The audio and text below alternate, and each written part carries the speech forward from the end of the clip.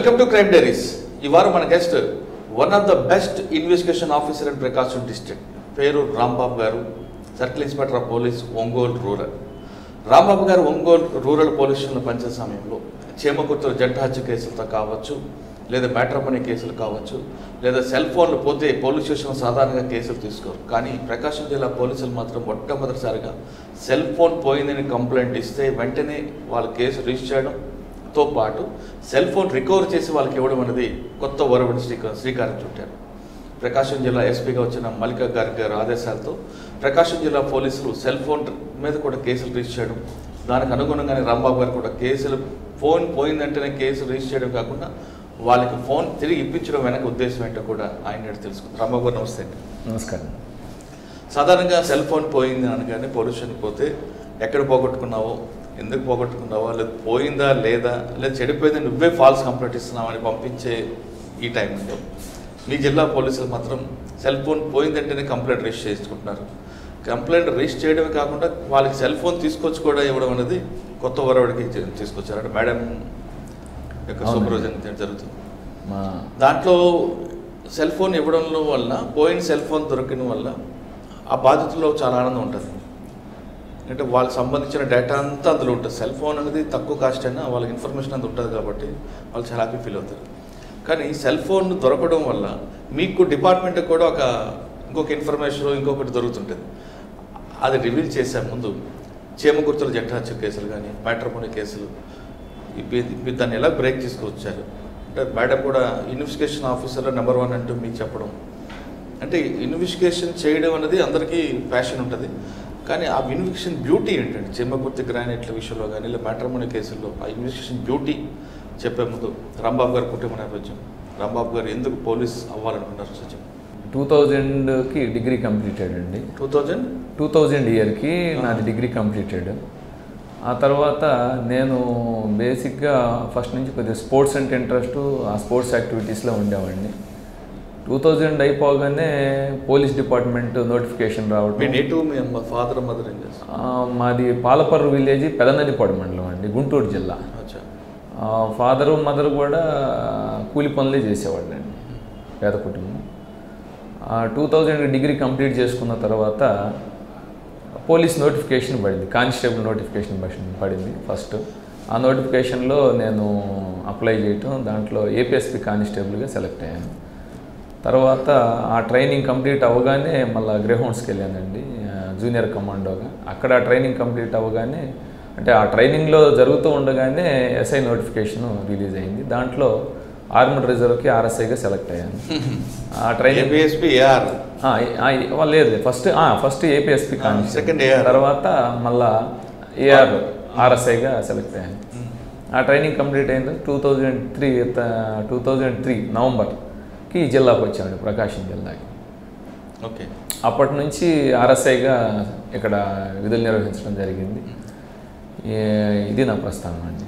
2003 నుండి ఆర్ఎస్ఐగా ఉన్నప్పుడు ఇక్కడ చాలా ఇష్యూస్ జరిగాయి. బోంబింగ్, మావోయిస్ట్ ఎఫెక్టెడ్ ఏరియా బాగా, మీరు మార్కాపురం తీసుకోవచ్చు, పొదిలి, అవన్నీ మీరు ఏ విధంగా షార్ట్అవుట్ చేసుకుంటూ వచ్చారు? 2003 మేము వచ్చే టైంకి చాలా పీక్ పొజిషన్లో ఉందండి జిల్లా, ఎక్స్ట్రీమిస్ట్ పాయింట్ ఆఫ్ వ్యూలో.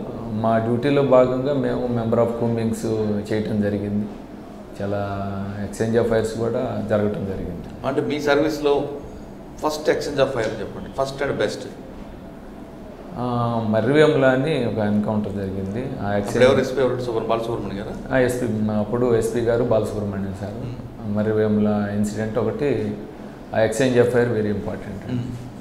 అందులో ఒక 2 మావోయిస్టులు చనిపోవటం జరిగింది. వెపన్స్ అవి సీజ్ చేయడం జరిగింది, బ్లాస్టింగ్ మెటీరియల్, హై ఎక్స్ప్లోజివ్స్ అవన్నీ కూడా సీజ్ చేసాం.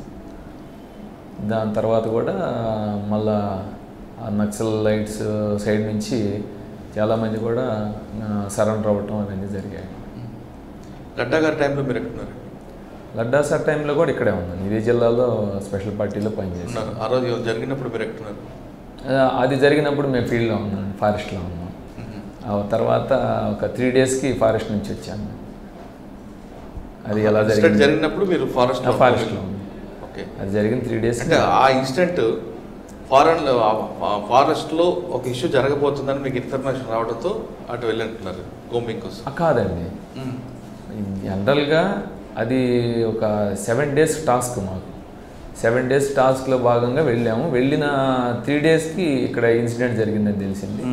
తర్వాత కూడా 2 days కంప్లీట్ చేసుకొని 5 daysకి మళ్ళీ బయటకు రావడం జరిగింది. ఈ ఇన్సిడెంట్ జరిగిన వెంటనే మీకు ఇన్ఫర్మేషన్ వచ్చింది.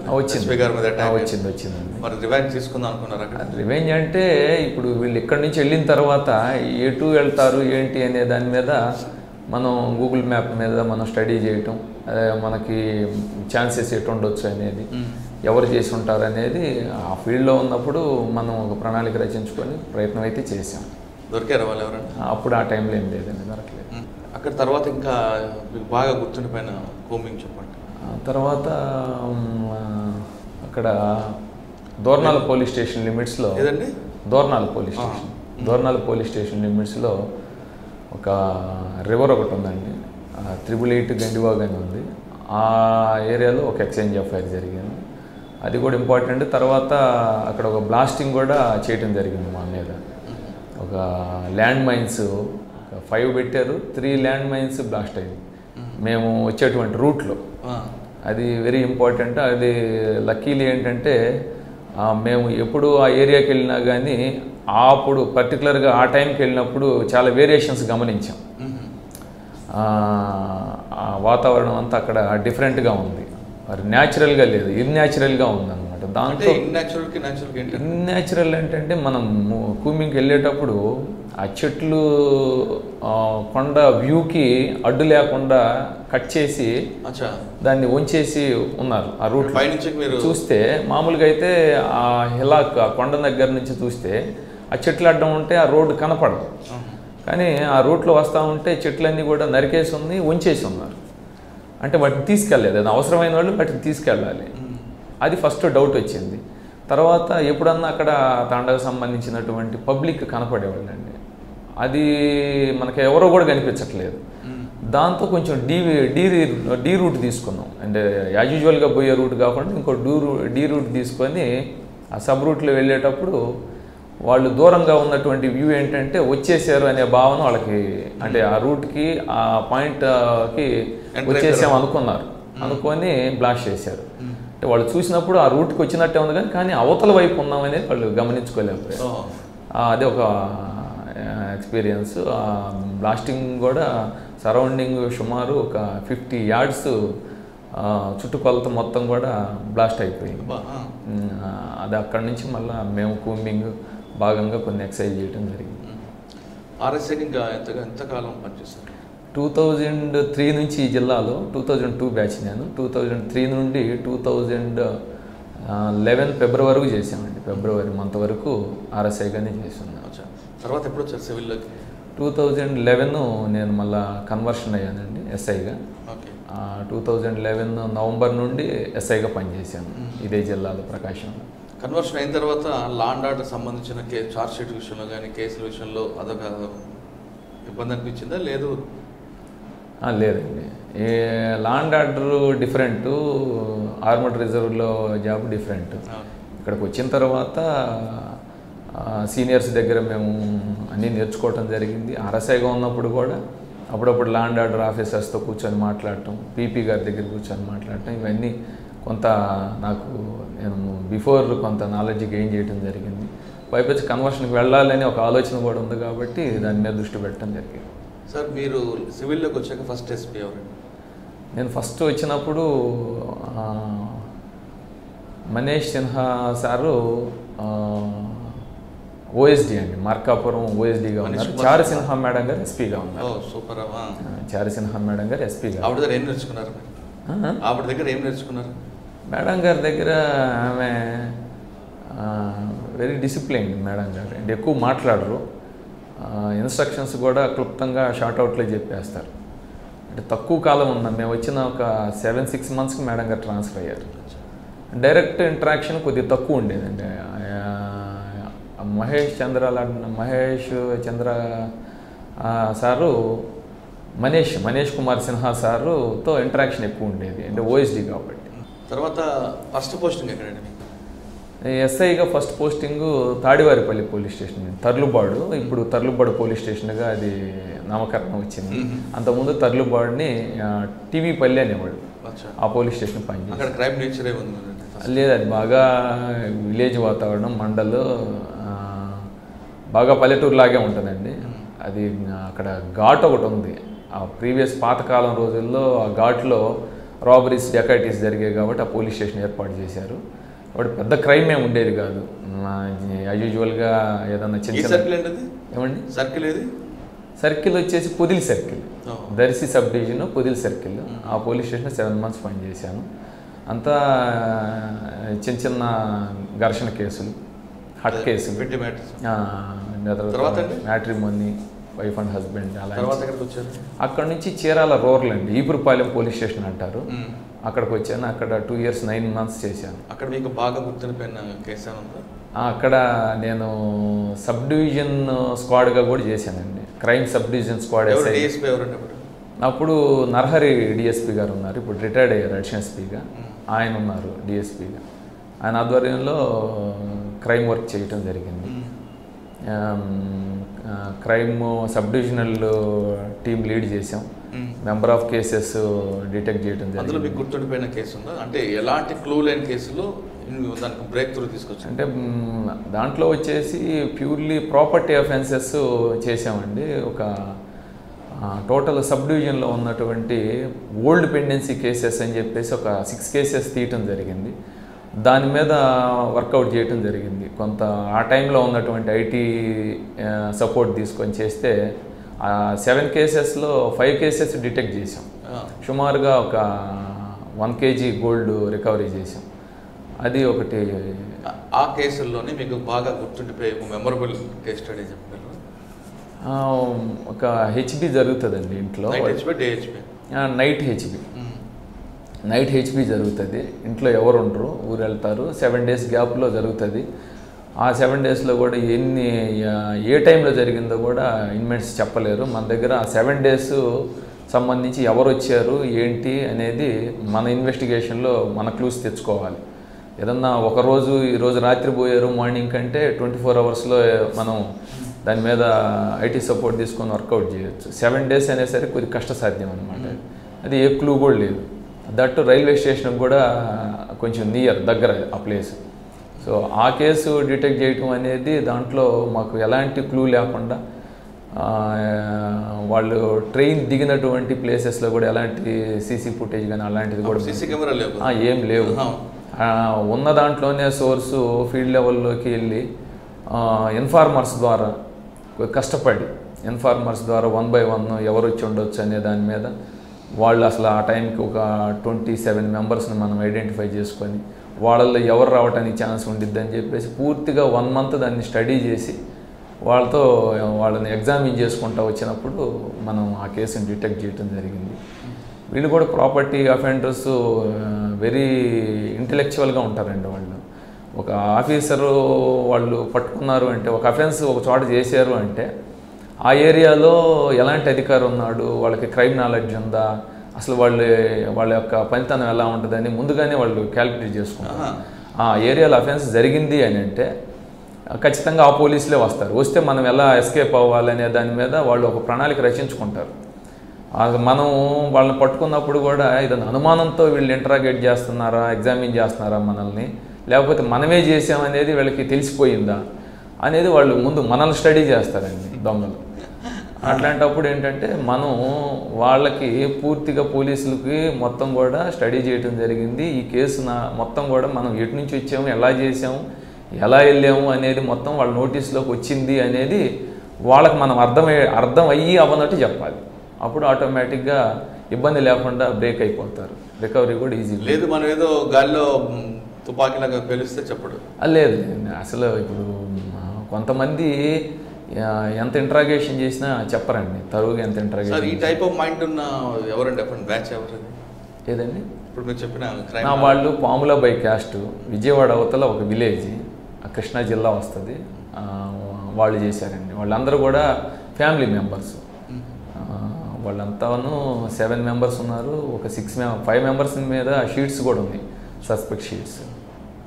ఓకే, తర్వాత ఎక్కడికి వచ్చారండి? అది అక్కడ 2 years 11 months చేశాను. ఆ తర్వాత ఖమ్మం అండి, ఖమ్మం జిల్లా కాదు, ఖమ్మం మార్కాపురం, ప్రకాశం. అక్కడ ఒక 1 year 1 month చేశాను. అక్కడే ఉంది కల్చర్. అక్కడ కూడా డెకాయిట్లు ఒకప్పుడు మావోయిస్ట్ ఎఫెక్టెడ్ కదా. ఆ టైంకి 2015 అండి ఖమ్మం చేసింది నేను. ఆ టైంకి అసలు స్లో డౌన్ అయిపోయింది, ఏమి ఎక్స్ట్రీమిస్ట్ లేదు, లేదండి ఎక్స్ట్రీమిస్ట్ లేదు. Peaceful area, peaceful area. అక్కడ నుండి అది అయిపోయిన తర్వాత మళ్ళీ గిద్దలూరు అండి, గిద్దలూరు ఎస్ఐగా పనిచేశాను. ఆ గిద్దలూరు పనిచేసాం, అది కొంచెం ఘాట్ ఏరియా అది ఉంటుంది, అక్కడ కొంచెం అఫెన్సెస్ జరుగుతూ ఉండేవి. ఆ టైంలో కూడా ఇంటీరియల్ ప్లేస్ ఎక్కువ కాబట్టి సెల్ ఫోన్ కవరేజ్ కూడా కొంచెం తక్కువ ఉంటుంది కాబట్టి అక్కడ జరిగేవి. నేనున్న టైంలో అయితే ఒకే ఒక అఫెన్స్ జరిగింది, దాన్ని కూడా డిటెక్ట్ చేసాం. రాబరీ రోడ్డు మీద మాస్క్ కట్టుకొని ఆపేసి పోయేటువంటి బైక్ రైడర్ని కొట్టి, 2 ఉన్నారు, వాళ్ళని కొట్టేసి డబ్బులు గోల్డ్ తీసుకొని వెళ్ళారు.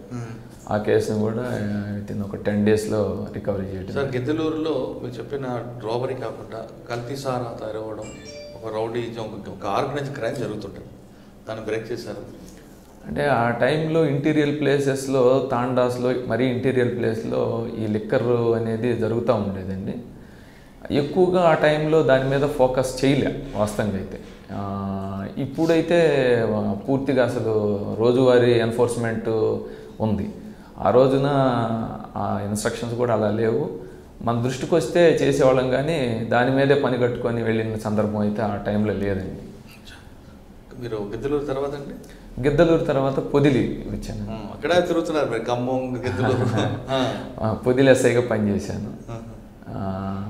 అక్కడ అయిపోయిన తర్వాత ప్రమోషను ఇన్స్పెక్టర్గా విజిలెన్స్ అండ్ ఎన్ఫోర్స్మెంట్కి నెల్లూరుకి ట్రాన్స్ఫర్ అయ్యాను. పొదిలిలో మీకు గుర్తుండిపోయిన సంఘటన ఉందా? పొదిలిలో గుర్తుండిపోయే సంఘటన, అక్కడ కూడా ఒక మర్డర్ కేసు జరిగింది. మా సిఐ గారికి, అప్పుడున్న సిఐ గారికి ఇన్వెస్టిగేషన్లో కొద్దిగా నా యొక్క పార్ట్ ఆఫ్ అసిస్టెన్స్ ఇవ్వటం జరిగింది. ఆ కేసు కూడా డిటెక్ట్ అయింది. ఒక లేడీని వేరే అతను ఇల్లీగల్ ఇంటిమసీ ఉన్నట్టు చంపేయటం జరిగింది. అది కూడా 1 year బ్యాక్ ఉండేది. తర్వాత వాళ్ళిద్దరి మధ్య సంబంధాలు కూడా లేవు, ఎవరు చంపారు అనేది కూడా తెలియని పరిస్థితి. కొద్దిగా వాళ్ళ ఫ్యామిలీ మెంబర్స్లో ఉన్నటువంటి విభేదాలు అట్లా అని చెప్పేసి లోకల్గా ఉన్న ఫ్యామిలీ మెంబర్స్ కూడా సస్పెక్ట్ చేశారు, కానీ ఇది తెలియదు ఎవరికి. దాన్ని ఒక కేసు డిటెక్ట్ చేయడం జరిగింది ఆ టైంలో. తర్వాత విజిలెన్స్ ఎన్ఫోర్స్మెంట్ అక్కడ 1 year ఉందండి. తర్వాత మళ్ళీ ల్యాండ్ ఆర్డర్కి ఒంగోలు 2 town చేశాను, వెరీ ఫ్యూ మంత్స్. తర్వాత అక్కడ నుంచి ఇంకోల్ సర్కిల్, ఇంకోల్ సిఏగా పనిచేశాను. ఇంకోల్ సిఏలో అంటే మీకు ఏమేమి వస్తాయండి? ఇంకోలు అక్కడ 6 పోలీస్ స్టేషన్, 6 పోలీస్ స్టేషన్స్ వస్తాయండి. Inkollu, Chinaganjam, Parchur, Yeddanapudi, Martur, J Panguluru police station 6. ఒకప్పుడు ఫ్యాక్షన్ బాగా ఉన్న ఏరియాలో మీరు వెళ్ళేసరికి ఎలాగుందండి? అంటే అంత పెద్ద ఫ్యాక్షన్ ఏరియా కాదండి అది, కానీ ఆ 6 పోలీస్ స్టేషన్లు కూడా ఎక్సెప్ట్ మార్టూరు, రిమైనింగ్ అన్నీ కూడా మండల పోలీస్ స్టేషన్స్లు. అవన్నీ కూడా యూజువల్గా వచ్చే కంప్లైంట్స్ ఏంటండి, కొట్లాటలు, ఎక్కువ రౌడీజం కనిపిస్తుంది కదండి ఇంకోటి సర్కిల్లో. మీరు ఇంకోళ్ళు నుండి పర్చూరు, నక్కలపాలెం, చెన్నక్కలపాలెం, ఎద్దనపూడి వెళ్తున్న తర్వాత కొంచెం న్యూసెన్స్. అంటే మేము పోయే టైంకి రౌడీలు అనేది ఒక రౌడీ రోడ్డు మీదకి వచ్చి తిరిగి నేను రౌడీ అని చెప్పుకునే సందర్భం ఉన్న డేస్ కాదండి. మేము పోయేసరికి రౌడీ అంటేనే కొంచెం 10 మందిలో చులకన భావన వచ్చి దాన్ని ఎట్లా మనం షార్ట్అవుట్ చేసుకోవాలి, అసలు ఆ పేరుని ఎట్లా మాఫీ చేసుకోవాలి అనే పందాలోనే ఉన్నారు. రౌడీగా ఉండేటువంటి పరిస్థితులు ఎక్కడెక్కడ కనపడలేదు. ఇక మార్టూర్ అనేది ఒక హైవే, నేషనల్ హైవే కవర్ చేస్తుంది. ఆ గ్రానైడ్ ఫ్యాక్టరీస్ ఉంటాయి కాబట్టి అది కొద్దిగా డిఫరెంట్. పొలిటికల్ ఇన్వాల్వ్మెంట్ ఎక్కువ ఉంటుంది కదండి మీరు చెప్పిన ఇంకోల్ ఏరియాలో, మార్టూరు కానీ ఇవన్నీ.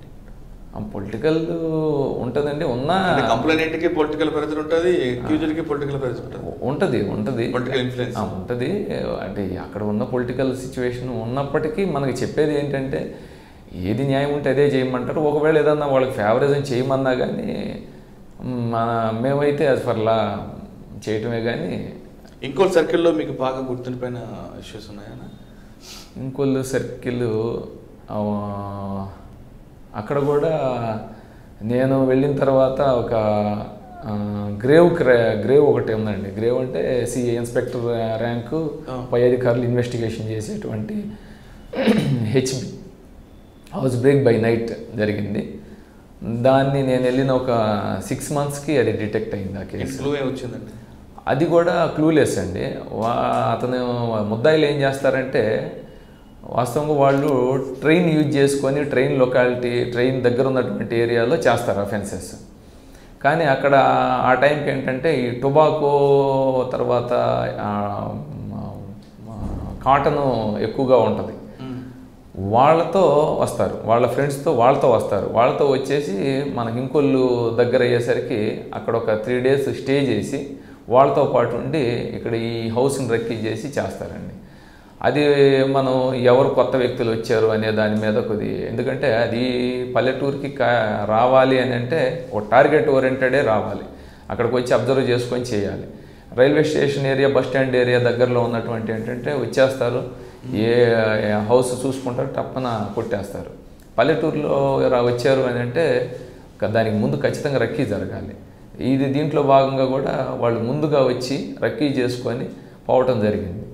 అప్పుడు అక్కడ ఉన్నటువంటి ఒక కిల్లీ షాప్, చిన్న బడ్డీ కొట్టు ఉంది. అక్కడికి వచ్చేసి 2 రోజులు వాచ్ చేసుకొని వాళ్ళతో మాట్లాడి ఆ సిగరెట్స్ అవి తీసుకొని వెళ్ళటం జరిగింది. వాళ్ళు ఎలా ఉంటారు ఏంటంటే ఈ పోచర్ ఎట్లా ఉంటారు, వాళ్ళ లాంగ్వేజ్ ఎలా ఉంది అన్నప్పుడు ఈ విధంగా అని చెప్పారు. అప్పుడు మనం ఉన్నటువంటి ఇన్ఫార్మర్స్తో ఈ టైప్ ఆఫ్ ఎవరు ఉంటారు ఏంటి అన్నప్పుడు ఈ ఇన్ఫర్మేషన్ రావడం జరిగింది. అది కూడా అది కొంత వచ్చేసి స్టువార్ట్పురం వాళ్ళు ఉన్నారు, కొంత గుంటూరు వాళ్ళు ఉన్నారండి. మిక్స్డ్ ఉన్నారు. విజయవాడ వాళ్ళు కూడా ఉన్నారు. ఆ ముగ్గురు కలిసి మొత్తం గ్రూప్ ఆఫ్ పీపుల్ ఒక 6 members, అంటే ఇక్కడ చేసింది అయితే 3 members. ఆ రోజు వేరే చోట కూడా ఇంకో 3 members చేశారు. అది ఇంటాక్ట్ ప్రాపర్టీ రికవర్డ్ అండి. ఇంకోళ్ళ తర్వాత మళ్ళీ నేను ICCR అంటే ఇంటిగ్రేటెడ్ కమాండ్ కంట్రోల్, PCR అంటాను, మన ప్రకాశమే ఒంగోలులో. దాని తర్వాత చేశాను 9 months చేశాను. దాని తర్వాత మళ్ళీ ఒంగోలు రూరల్. ఓకే, ఇక్కడికి వచ్చిన తర్వాత చేమకుర్తిలో జంట హత్య కేసులు మీకు లీడ్ ఎక్కడ వచ్చింది, దాన్ని ఏ విధంగా బ్రేక్ చేసుకెళ్ళాలి? ఇక్కడ ఈ జంట హత్య కేసు కొద్దిగా ఛాలెంజింగ్గా తీసుకోవటం జరిగింది. ముఖ్యంగా మా ఎస్పీ మేడం గారు వచ్చిన తర్వాత దీని మీద ఒక 3 times CD ఫైల్స్ మొత్తం తెప్పించుకోవటం, ప్రీవియస్ ఇన్స్పెక్టర్స్ దీంట్లో ఇన్వెస్టిగేషన్ ఏం చేశారని చెప్పేసి మొత్తం చూసి. పాత కేసులు ఎందుకు తీసుకొచ్చారండి? ఎప్పుడో జరిగింది కదా అది. UAEలోనే ఉందండి, ఇంకా డిటెక్ట్ కాలేదు కదా. 2018లో జరిగింది. అదే నేను వచ్చే టైంకి కూడా డిటెక్ట్ కాలేదు. సో అది పెండింగ్గానే ఉంది. వచ్చిన తర్వాత మేడం గారు 3 times పిలిపించేసి, ఒకసారి ఫస్ట్ టైం పిలిపించినప్పుడు 1 hour 10 minutes దాని మీద మాట్లాడటం జరిగింది. ఫైల్ అంతా చూసి దాంట్లో మనం డిటెక్షన్ రావాలి అంటే ఏం చేయాలి అనే దాని మీద నాకు ఒక డైరీలో రాసుకున్నటువంటి అన్నీ కూడా ఇన్స్ట్రక్షన్స్ అన్నీ ఇవ్వటం జరిగింది. నేను మళ్ళీ దాన్ని నా డైరీలో రాసుకొని దాని మీద వర్కౌట్ చేసుకుంటూ వచ్చామండి. మేడం గారు చెప్పినటువంటి వెరీ క్రూషియల్ ఇంపార్టెంట్ ఏంటంటే అక్కడ జరిగింది మర్డర్ అంటే ఖచ్చితంగా ఒక మా రక్కీ ప్లాన్ ఆఫ్ యాక్షను, ఆ లోకల్ వాతావరణాన్ని పాత ఎవరైనా కొత్త వ్యక్తులు వచ్చినా కానీ అక్కడ తెలుసుకొని చేసి ఉండాలి ఆ క్రైమ్ చేయాలంటే. ఎందుకంటే చేమకుర్తి నడి పట్టణంలో జరిగింది. దట్టు వినాయక చవితి, ఆ రోజంతా కూడా మైకులు గోల, దేవునికి పూజలు చేసి ఆ టైం అనమాట. నైవేద్యాలు, ఈ పూజా పునస్కారాలు అన్నీ చేసే టైం. సో ఇవన్నీ చూస్తే ఆ సిచ్యువేషన్ అంతా చూస్తే ఖచ్చితంగా బాగా రక్కీ చేసినటువంటి మనుషులు చేశారు. ఈ ఏరియా అయ్యి ఉండొచ్చు, లేకపోతే అదర్ పర్సన్స్ అయ్యి ఉండొచ్చు. రక్కీ అయితే బాగా జరిగి ఉంటుంది. కాబట్టి ఈ మర్డర్ జరగకపోయే ముందు ఒక 1 month, ప్యూర్లీ ఒక 1 month ముందు అసలు ఎవరెవరు ఉన్నారు ఆ ఏరియాలో, ఎవరన్నా రెంటెడ్ వచ్చి వికెట్ చేసి వెళ్ళినోళ్ళు కానీ, ఆఫ్టర్ మర్డర్ వెళ్ళిపోయిన వాళ్ళు కానీ, ఈ బిఫోర్ మర్డర్ వెళ్ళిపోయిన వాళ్ళు కానీ, ఈ లిస్ట్ అంతా కలెక్ట్ చేయమని చెప్పడం జరిగింది. అందులో భాగంగానే మనం చేసుకుంటూ వచ్చాం. కానీ చేసుకుంటూ వచ్చాం కానీ ఎవరైతే ఈ అక్యూజ్డ్ శివకోటి ఉన్నాడో అతన్ని ఆల్రెడీ అతని మీద సస్పెక్ట్ షీట్ ఉంది. కానీ మన ఏరియాలో ఉంటున్న విషయం ఎవరు గమనించలేకపోయారు. ఆ మర్డర్ జరిగినటువంటి ప్లేస్కి ఒక 150 మీటర్స్ ఉంటుంది వాళ్ళ ఇల్లు, ఆ మర్డర్ జరిగిన ఇంటికి వాళ్ళ ఇంటికి. సో అతను చేశాడనేది అప్పుడు ఉన్నటువంటి వాళ్ళు ఎవరు ఐడెంటిఫై చేయలేకపోయారు. మేము కూడా అతను నేటివ్ ఆఫ్ కాదు, అది సెకండ్ వైఫ్ ఉంటుంది, ఇతను ఆడ ఉంటున్న విషయం కూడా తెలియదు.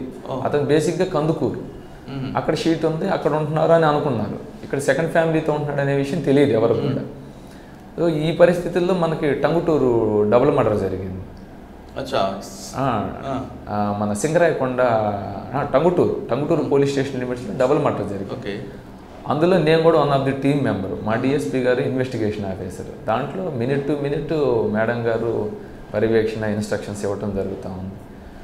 ఆ కేసులో ముఖ్యంగా ఎవరు చేశారనే దాని మీద మన ఐటీ కోర్ టీముని పెట్టుకొని మనం ఆ ప్రకారంగా చేసినప్పుడు దాంట్లో ఈ ఇద్దరు అక్యూజ్డ్ మనం ఐడెంటిఫై చేయడం. టంగుటూరు చేసింది టంగుటూరులోనేమో ఇద్దరు చేశారండి, చేమకుర్తిలో మాత్రం ఒకడే చేశాడు.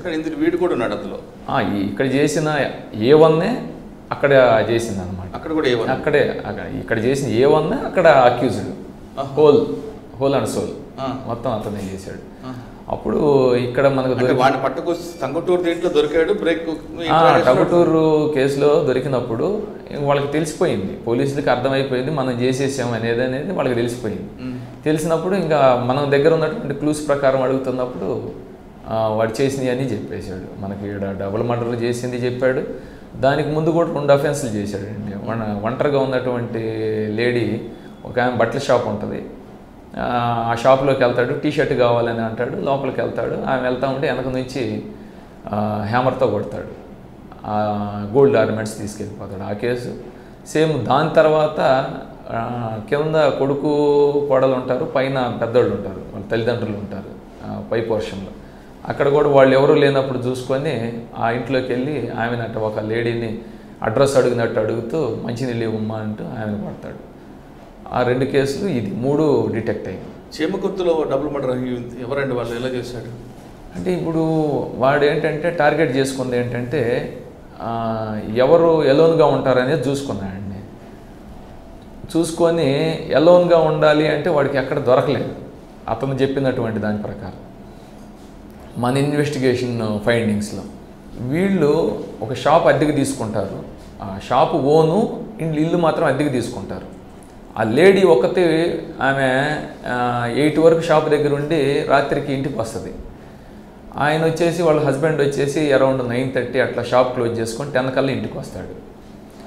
ఈ టైంలో అతను అనుకుంది ఏంటంటే ఎవరు ఈ వినాయక చవితి సౌండ్స్ ఇవి ఉన్నప్పుడు ఆ మైక్ సౌండ్ ఉంటుంది వెరీ నియర్ ఇంటికి, అక్కడ వెరీ నియర్ కాబట్టి మనం ఏదైనా అటాక్ చేసి కొట్టినా అరిసినా ఆ షౌట్స్ వచ్చినా కానీ వినపడదు. ఫస్ట్ దానికి బిఫోర్ ప్లాన్ చేసుకొని ఒక రాడ్ తీసుకొని వెళ్ళి ఆ ఇంటి పక్కనే పాడుబడినటువంటి ఇల్లు ఒకటి ఉందండి, అక్కడ పెట్టుకుంటాడు, రాళ్ళ స్టోన్స్లో పెట్టుకుంటాడు. వెయిట్ చేస్తూ ఉంటాడు ఏ రోజు అయితే బాగుండిద్ది అనేది. పైపెచ్చి ఆ రోజే వర్షం పడతా ఉంటుంది. ఇంక ఈ రోజు అయితే పక్క బాగుంది అనేది వాడి మనసుకు అనిపించింది. అబ్జర్వ్ చేసుకుంటూ ఉంటాడు, వాళ్ళని అబ్జర్వ్ చేసుకుంటూ ఉంటాడు. ఇద్దరు షాపు నుంచి వస్తారు, ఇద్దరు షాపు నుంచి వచ్చి ఇంటికి లోపలికి వెళ్తారు. లోపలికి వెళ్ళినప్పుడు మళ్ళీ ఆయన ఇంటి దాకా వెళ్ళేసి మళ్ళీ బయటకు వస్తాడు. బయటకు వచ్చి మళ్ళీ ఒంటరిగా ఒక్కడే వెళ్తాడు, షాప్కి వెళ్తాడు. షాప్ క్లోజ్ చేసి ఉంది. బయటకు వెళ్ళి అతనికి సిగరెట్ స్మోక్ చేసే అలవాటు ఉంది. అది తాగి వచ్చేసరికి చేద్దాం అనుకుంటాడు, కానీ చేసే క్రమంలో కనుక అతను వస్తే, హస్బెండ్ వస్తే మళ్ళీ దొరికిపోతానేమని చెప్పేసి అతను కూడా వచ్చిన తర్వాత చేద్దామని రెడీగా ఉంటాడు. అతను వచ్చి డోర్ కొడతాడు, వాళ్ళ ఆవిడ డోర్ తీస్తుంది. తీసి అట్ట డోర్ క్లోజ్ చేసుకోగానే కింద ఉన్నటువంటి మనిషి పైకి వెళ్ళేసి డోర్ కొడతాడు. అతను జస్ట్ ఇంకా షర్ట్ కానీ లేకపోతే ప్యాంట్ కానీ ఇంకా ఏం తీయలేదండి. ఆ బైక్ కీస్ ఏమైతే షాప్ కీస్ ఉన్నాయో ఆ కీస్ ఆ టీవీ స్టాండ్ మీద పెడతాడు. డోర్ నాక్ అవుతుంది, వచ్చి డోర్ తీస్తాడు. అంతే, ఎవరో వచ్చారు అనే ఉద్దేశంతో డోర్ తీస్తాడు. తీయగానే వెంటనే అటాక్ చేస్తాడు. ఆమె వంట రూమ్లో భోజనం పెట్టడానికి రెడీగా ఉంటుంది. ఆమె మీద కూడా విచక్షణరహితంగా దాడి చేస్తాడు. అక్కడి నుంచి కొట్టి ఇంకా దొరికినటువంటి ఆర్నమెంట్స్ అన్నీ కూడా తీసుకుంటాడు. కొన్ని ఆర్నమెంట్స్ ఆ హడావుల్లో అక్కడే పడిపోద్ది, 1-2 ఆర్నమెంట్స్ అక్కడి నుంచి తీసుకొని వెళ్ళటం జరిగిందండి. వాడు తీసుకెళ్ళి ఎక్కడ పెడతాడండి? తీసుకొని ఇస్తాడా? సెకండ్ వైఫ్కి ఇస్తాడా? లేదు, కొంత బంగారం రైల్వే స్టేషన్లో అమ్ముతాడు, కొంత గోల్డ్ వచ్చేసి ఒంగోలులోనే ఒక గోల్డ్ షాప్ అతనికి అమ్ముతాడు. అది కూడా మనం రికవరీ చేయటం జరిగింది. అక్కడ టంగుటూరు మర్డర్ కేసు అది డిఎస్పీ గారు ఇన్వెస్టిగేషన్ ఆఫీసర్. దాంట్లో అది కూడా ఇంటాక్ట్ ప్రాపర్టీ. అందులో ఎలా మర్డర్ చేశాడు వీడు? అందులో కూడా దానికి ఆ మర్డర్కి ముందు కూడా ఒక హెచ్బి చేశాడండి. గోల్డ్ షాప్ వాళ్ళది, వాళ్ళ అన్నయ్య గారిది, చనిపోయినటువంటి ఎవరైతే ఉన్నారో వాళ్ళ బావగారిది షాప్ అది, గోల్డ్ షాప్. ఆ గోల్డ్ షాప్లో మన ఒక ఐరన్ మనం వీల్ లేపటానికి పెడతారు కదా, జాకీ రాడ్. ఆ జాకీ రాడ్కి గోడకి స్పేస్ ఉంటుంది. ఆ గోడకి పెట్టి జాకీని తిప్పుతాడు. తిప్పినప్పుడు ఏమవుతుందంటే హోల్ పడిపోద్ది. అది పెద్ద మరీ స్టాండర్డ్తో కట్టినటువంటి గోడలు కాదు కాబట్టి హోల్ పడిపోద్ది. అట్లా 4-5 హోల్స్ వేస్తాడు, వేసి పెద్ద హోల్ వేస్తాడు. ఆ హోల్లో నుంచి చెయ్యి పెట్టేసి ట్రైన్ లాగుతాడు. ఆ ట్రే లాగినప్పుడు ఒక ట్రే వస్తుంది, దాంట్లో ఉన్నటువంటి గోల్డ్ ఆర్నమెంట్స్ అన్నీ తీసుకుంటాడు. అది తీసుకొని వెళ్ళిపోతాడు. దాని తర్వాత మళ్ళా అది చాలక రక్కీ చేస్తాడు, మళ్ళీ ఏం చేయాలా ఎట్లా చేయాలని. గోల్డ్ షాప్ దగ్గర చేసేసాం కదా, మళ్ళీ వాళ్ళ బ్రదర్ ఉన్నాడు, వాళ్ళ బ్రదర్ వైఫ్ ఆమె డాటరు, వీళ్ళు చనిపోయిన వాళ్ళు ఇద్దరు అనమాట. వీళ్ళు ఎవరైతే చంపారో వాళ్ళిద్దరు, వాళ్ళ ఆర్నమెంట్స్ చూస్తారు. వాళ్ళు షాప్కి వచ్చేది పోయేది చూస్తుంటారు, వాళ్ళ మెడలో ఆర్నమెంట్స్ ఉంటాయి. తర్వాత వీళ్ళు ఎక్కడ ఉంటారు అనేది వాచ్ చేసుకుంటారు. ఆ ఇంట్లో పోయేది వచ్చేది చూస్తారు, ఎవరు ఉండరు, ఓన్లీ ఇద్దరే ఉంటారు అనేది కూడా వాచ్ చేసుకుంటారు. చేసుకొని ఒక 2 days రక్కీ చేసుకొని సేమ్ ఇదే టైప్లో ఇంట్లోకి వెళ్ళేసి ఆమె డోరు తీసే టైంకి వీళ్ళు వెళ్ళటం, నాక్ చేయటం, వాళ్ళ హస్బెండ్ వస్తున్నాడేమో అనుకొని ఆమె డోర్ తీయటం, ఎవరు అనేది కూడా ఏం మాట్లాడకుండా వెంటనే వాళ్ళ మీద కూడా ఆ కూతురు మీద ఫస్ట్ దాడి చేస్తారు. తర్వాత బెడ్రూమ్లో ఉన్నటువంటి వాళ్ళ మదర్ మీద నైఫ్ దీంతో వాళ్ళు తీసుకున్న ఆయుధాలతో దాడి చేస్తారు. అది జరిగింది ఆ కేసులో. వీడు అంత సైకోకి ఎందుకు మారాల్సి వచ్చింది అంటే ఫస్ట్ నుంచి కూడా దానికి ముందు సుమారు 10 సంవత్సరాల నుంచి కూడా హెచ్బి అఫెండర్ అండి. డే చేస్తాడు, నైట్ చేస్తాడు. ఏం పేరు వాడి పేరు? అక్కల శివకోటయ్య. ఇప్పుడు ఎక్కడున్నాడు? జైల్లో ఉన్నాడు. అతను ఫస్ట్ నుంచి హెచ్బీలు చేస్తుంటాడు, నైట్ డే బైక్ అఫెన్స్లు చేస్తుంటాడు. ఎంఓ అనేది రకరకాలుగా ఉంటుంది ఇతను. ఇంకా అక్కడి నుంచి ఎక్కువ డబ్బులు రావాలి, ఎక్కువ మనం ఏం చేస్తాడండి? ప్రాపర్టీ అంతా వీలైనన్ని చోట్ల అమ్ముకుంటాడండి. అమ్ముకొని క్యాష్ తీసుకుంటాడు. దాన్ని పెద్ద యూటిలైజ్ చేసుకున్నది ఏమి ఉండదు. వ్యసనాలకి ఖర్చు పెడుతుంటారు. ఇద్దరు వైఫ్లు ఉంటారు కాబట్టి వాళ్ళకి ఇవ్వగలిగినంత ఇవ్వటం అట్లా ఉన్నది. ఇక్కడైతే చెంకుర్తిలో ఒక ఇల్లు కూడా కన్స్ట్రక్షన్ చేయటం జరిగింది. ఒక చిన్నపాటి ఇల్లు కూడా కన్స్ట్రక్షన్లో ఉంది. అవునండి. ప్రాపర్టీ మొత్తం సరే. మరి మ్యాట్రిమోనీ కేసు అది వచ్చేసి ఈమె మ్యాట్రిమోనీలో ఒక అన్నోన్ పర్సన్ పరిచయం అవుతాడు. With in the span of very short days, ఒక 20 daysలోనే చాలా క్లోజ్ అవుతారు, మ్యారేజ్ చేసుకుందామని వాడు నమ్మిస్తాడు. వాడేంటంటే వాడు ఫొటోస్ వాడివి కాదు, ఒక హ్యాండ్సమ్ ఉన్నటువంటి ఫొటోస్ అప్లోడ్ చేసి నేనే ఈ మనిషిని ఈ అమ్మాయిని నమ్మిస్తాడు. ఈ అమ్మాయి బిలీవ్ చేస్తుంది.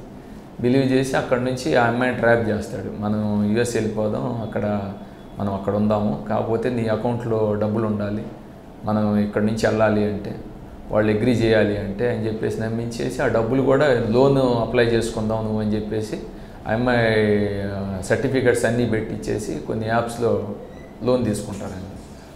వాడే మొత్తం ఫిజికల్గా చూడలేదు, వాడిని అస్సలు చూడలేదండి. చూడకుండానే మొత్తం వాడి సలహా మేరకే అన్నీ చేస్తుంది.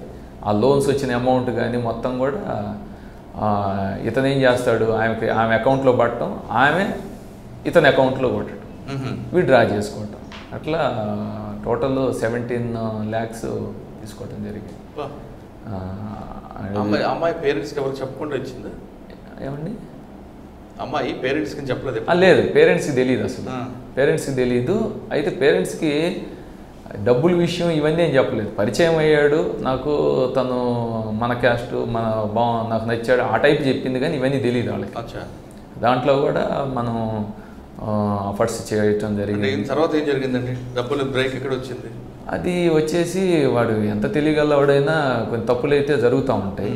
ఆ అమ్మాయికి ఒక అన్నీ కూడా ఫేక్ అడ్రస్లు, ఫేక్ మొబైల్ అంటే మొబైల్ వాడి పేరు మీద కొన్నది కాదు, సిమ్ వాడి పేరు మీద ఉన్నది కాదు, అన్నీ మనం ఆ ప్రూఫ్ పోతే ఉండదు. పైపెచ్చు ఓన్లీ ప్యూర్లీ ఈ క్రైమ్ చేయటం కోసం మాత్రమే ఉపయోగిస్తాడు దాన్ని. మనం ఐఎంఏ నంబర్లో వేరే డేటా రాదు, కాల్ డేటాలో కూడా ఏం రాదండి. ఓన్లీ ఈ క్రైమ్ కోసం యూజ్ చేశాడు అది, ఈ అమ్మాయి కోసం. ఎప్పుడు మరి తెలివి వచ్చిందండి మోసపోయానంటే ఆ అమ్మాయి ఏం చేస్తుందంటే, మనకి ఒక మొబైల్ ఒకటి పర్చేజ్ చేయమని అడుగుతాడు ఆ అమ్మాయిని. ఆ మొబైల్ పర్చేజ్ చేసినప్పుడు ఈ అమ్మాయి ఏం చేస్తుందంటే ఒక షాప్కి వెళ్ళేసి, ఆ మొబైల్ పర్చేసింగ్ షాప్కి వెళ్ళి ఆ ఫోటో పిక్ తీసుకొని ఇవ్వాలి. అయితే ఏమంటుందంటే, నేను ఇక్కడ ఆన్లైన్లో నుంచి పంపిస్తాను, నేను అక్కడికి రాలేను, ఆ షాప్కి అతను వస్తాడు, మా ఫ్రెండ్ వస్తాడు, ఇచ్చి పంపమని చెప్తారు అనమాట. అక్కడ ఆ షాప్కి వెళ్తాడు తను, ఎవరైతే ముద్దాయి ఉన్నాడో ఆ షాప్కి వెళ్తాడు. షాప్కి వెళ్ళి కూడా లోపలికి వెళ్ళాడండి, షాప్ లోపలికి వెళ్ళాడు, బయటికి రమ్మంటాడు. బయటికి రమ్మని బయటే తీసుకుంటారు. బయట తీసుకున్నప్పుడు జస్ట్ లిటిల్ బిట్ కొంత కవర్ అవుతుంది అనమాట. ఇక అది తప్ప మన దగ్గర ఏ క్లూ లేదు. ఇంకా అమ్మ ఎప్పుడు అదే ఇప్పుడు మొబైల్ కోసం తీసుకున్నాడు కదా, తీసుకున్న తర్వాత ఈ అమ్మాయి మళ్ళా అమౌంట్ అంతా పోయింది. ఆ రెస్పాన్స్ అనేది ఆ ప్రీవియస్ డేస్కి తర్వాత ఆఫ్టర్ అఫెన్స్ డేస్కి మారిపోతుంది తన దగ్గర నుంచి. అది అబ్జర్వ్ చేస్తుంది, అది క్యాచ్ చేస్తుంది తను. ఇతను నన్ను ఏదో మోసం చేస్తున్నట్టున్నాడు అనేది డౌట్ వస్తుంది. అంతవరకు కూడా చూడు, అసలు అప్పుడు కూడా ప్యూర్లీ నన్ను మోసం చేశాడు అనే ఆలోచన ఇంకా రాలే ఆమెకి. డైరెక్ట్గా ఎప్పుడు చూడలేదు, డైరెక్ట్గా చూడలేదు. అప్పుడు ఈమె ఒక ప్రతిపాదన పెడుతుంది అనమాట, ఒకసారి కలవాలి, ఒకసారి వీడియో కాల్ చేయమని అడుగుతుంది. చేయడు, స్విచ్ ఆఫ్ అవుతుంది. అప్పుడు డౌట్ వచ్చింది. ఇంకా అప్పుడు మన ఎస్పీ మేడం గారిని కలిసి స్పందనలో ఇవ్వటం జరిగింది. మేడం గారు దాంట్లో clear instructions, minute to minute దాంట్లో ఇన్స్ట్రక్షన్స్ ఇవ్వటం జరిగింది. అంటే అక్యూజ్డ్ మళ్ళా ఎటు తెలిసిపోతే కేసు అయింది అని అంటే, సహజంగా ఏంటంటే వాళ్ళ ధైర్యం మ్యాట్రిమోనీ, చదువుకున్న పిల్లలు వాళ్ళు రిపోర్ట్ ఇవ్వటం, కేసు రిజిస్టర్ ఉండకపోవచ్చు అనే ఉద్దేశంతో చేస్తుంటారు. ఇతను అడ్రస్ ఏం తెలియదు, ఓన్లీ మనకి సీసీ ఫుటేజ్లో చిన్న ఇది వచ్చింది. ఆ క్లూస్ ద్వారా మనం ఎలా బ్రేక్ చేశారండి? అది హైదరాబాద్లో ఉన్నాడండి. వాడే మీరు ఎలాగా ఇంకా ఇక ఐటీ అంటే ఐటీ ఆడకు వచ్చినటువంటి కొత్త పర్సన్ ఎవరు అనేది ఇక మనం ఐటీ కోర్ సహాయంతో చేయటం. ఇంకా అట్లా చూసుకుంటే 1 by 1 అంటే ట్రాక్, ఇక్కడికి వచ్చిన మనిషి ఎటు పోయి ఉన్నాడు, నెక్స్ట్ అక్కడ ఏమొచ్చింది, అక్కడ ఏ నంబర్, అట్లా పోతే హైదరాబాద్లో మనకి ఎవడండి వాడి పేరు రామ్ కుమార్ అని, హైదరాబాద్లో అది వేగబాండి అండి, ఇంకేం లేదు, ఇట్లా చేసుకుంటా పోతాం. అప్పటికే పలు కేసులు ఉంది అతని మీద. హైదరాబాద్లో ఉంటాడు. అప్పుడు మాకు హార్స్ రైడింగ్కి ఆల్రెడీ కొంత డబ్బులు ఖర్చు చేశాడు. హార్స్ రైడింగ్లో ఒక లాడ్జిలో ఉన్నాడు, దాన్ని మనం ట్రాక్ చేసి పట్టుకున్నాం. ఏమంటాడంటే ఇంకా అప్పటికే ఒక 3-4 అఫెన్సెస్ ఉన్నాయి అతని మీద. ఎలాంటి అఫెన్సెస్? ఫస్ట్ అసలు ఏటీఎంలో స్టార్ట్ అయింది వాడి అఫెన్స్. అక్కడ నుంచి స్టార్ట్ అయ్యి వాడు ఏమంటాడు, రామ్ కుమార్ అయినా ఇంకా వేరే పేరు ఉందా? చాలా ఉన్నాయండి పేర్లు. ఒక రామ్ కుమార్ అసలు పేరు అది విశాఖపట్నం జిల్లా. ఇక అక్కడి నుంచి తల్లిదండ్రులు లేరు, చిన్నప్పుడే చనిపోయారు. 9th ఆ స్టాండర్డ్ అప్పుడు. ఇంకా తిరుక్కుంటూ ఉంటాడు. ఒక 1 year 2 years ఒక చోట ఉంటాడు, మళ్ళీ అక్కడి నుంచి వెళ్ళిపోతుంటాడు. ఒక పర్మనెంట్ అడ్రస్ అంటూ ఏముండదు. ఇంకా రికవర్ అయిందా వాడి దగ్గర? అయిందండి. 13 మొత్తం 10 lakhs వరకు రికవరీ చేయగలిగారు. ఏం దొరికిందండి వాడి దగ్గర? హార్స్ రైడింగ్ వెళ్తాడు కదా, అంటే షార్ట్ డేస్లో పట్టుకున్నాం కాబట్టి, లేకపోతే మిగతాది కూడా అయిపోయింది. ఇది మనకి అఫెన్స్ జరిగింది, ఆ క్రైమ్ జరిగినటువంటి 3 daysకే మనం పట్టుకోగలిగాం. ఆ 3 daysలో హార్స్ రైడింగ్ 1 dayనే జరిగింది. దాంట్లో ఒక 5 lakhs ఏమో బాగొట్టుకున్నాడు, మిగతా అమౌంట్ మనం రికవరీ చేసాం. అమ్మాయి ఏమంటుంది ఇప్పుడు? ఆ అమ్మాయి వెరీ హ్యాపీ అండి. ఆ అమ్మాయికి కూడా తెలిసి వచ్చింది. ఆ అమ్మాయి కూడా చాలామంది అడగటం జరిగింది, ఇంటర్వ్యూస్ కూడా చేసినట్టున్నారు. ఆ అమ్మాయి సజెషన్స్ కూడా ఇస్తుంది, ఇట్లా మోసపోవద్దు, మనిషిని చూడకుండా నిజం అనుకోవద్దు అని ఆ అమ్మాయి చెప్తుంది ఇప్పుడు. ఓకే. తర్వాత ప్రకాశం జిల్లా పోలీసులు సెల్ ఫోన్ పోతే కేసు రిజిస్టర్ చేయాలి అనే ఆలోచన ఎందుకు వచ్చిందండి? ఇది మా ఎస్పీ మేడం గారు పెట్టినటువంటి ప్రాజెక్ట్ అండి ఇది. ఫస్ట్ జిల్లాలో ఈ ప్రాజెక్ట్ పెట్టిన తర్వాత మన మద్దిపాడు పోలీస్ స్టేషన్ నుంచి ఫస్ట్ రికవరీ ఇచ్చింది కూడా మేమే. ఫస్ట్ రికవరీ 3 సెల్ ఫోన్స్ ఇవ్వటం జరిగింది. వాళ్ళంతా ఈ లారీలు నడుపుకుంటూ వస్తుంటారు, ఒక ప్యాకెట్లో వేసారు, అది కింద పడిపోయిందా లేకపోతే ఎవరన్నా తీసారా అనేది తెలియదు, వాళ్ళకి తెలియదు. ఆడ లంచ్ అది చేసుకున్నారు, అక్కడే హాల్ట్ అయిపోయారు, ఆ టేబుల్ మీద పెట్టి మర్చిపోయారా లారీలో కింద పడిపోయింది అనేది తెలియదు. అప్పుడు ఫస్ట్ రిపోర్ట్ అనమాట. ఆ 3 సెల్ ఫోన్స్ మనం ట్రాక్ చేస్తే దొరికినాయి. అంటే టెఫ్ట్ చేస్తే అక్యూజ్డ్ అండి. టెఫ్ట్ చేయకపోతే వాళ్ళు జనరల్గా రోడ్డు మీద పడిపోయింది అనుకోండి, ఎవరికి ఇవ్వాలో తెలియదు ఆ సెల్ ఫోను. లేదు కాల్ వచ్చింది అనుకోండి, కాల్ కనెక్ట్ చేసి ఇస్తే ఓకే. కొంతమంది ఏంటి ఇది మన మీదకి ఏమొస్తుందో ఎందుకని చెప్పి స్విచ్ ఆఫ్ చేసి పెట్టుకోవటం, తర్వాత దాంట్లో ఇంకా వదిలేసేసి వేరే సిమ్ వేసుకొని ఉంటాం. లేకపోతే ఆ సిమ్ వర్కింగ్ ఏదో 1-2 మెసేజెస్ వస్తాయి, ఫోన్ ఏం మాట్లాడరు, మెసేజ్లు వస్తాయి. మెసేజ్లు వస్తే ఎక్కడి నుంచి వచ్చిందో ఆ లొకేషన్ ఏంటనేది మనం అట్లా ట్రాక్ చేసాం అన్నమాట. అంటే 3 ఫోన్లు మర్చిపోయారు వాళ్ళు. వాళ్ళు ఏం చేశారంటే హోటల్లో భోజనం చేసేసి ఆ మొబైల్స్ తడుస్తాయి అని చెప్పేసి ఒక పక్కన పెట్టుకున్నారు, హ్యాండ్ వాష్ చేసుకున్నారు, బిల్లు కట్టేశారు, వెహికల్లో మొబైల్స్ పెట్టామని చెప్పేసి వచ్చేసారు. ఇతను తీసుకున్న అతను వెహికల్లో పెట్టానని చెప్పుకున్నాడు. అట్లా వచ్చారు, ఆడదాకా పోయి చూసుకుని వెంటనే వచ్చారు. వెంటనే వచ్చేసరికి ఆ మొబైల్స్ అట్లా కనిపించేసరికి ఇంకొక ఆయన టిఫిన్ చేసేటానికి వచ్చినటువంటి అతను ఆ మొబైల్స్ని తీసుకొని వెళ్ళిపోయాడు. ఎందుకంటే ఎవరిదని నేను అడిగాను సార్, ఆ చుట్టుపక్కల ఎవరు రెస్పాండ్ కాలేదు అని అంటాడు. ఫస్ట్ ఆ 3 మొబైల్స్ ఇచ్చాము.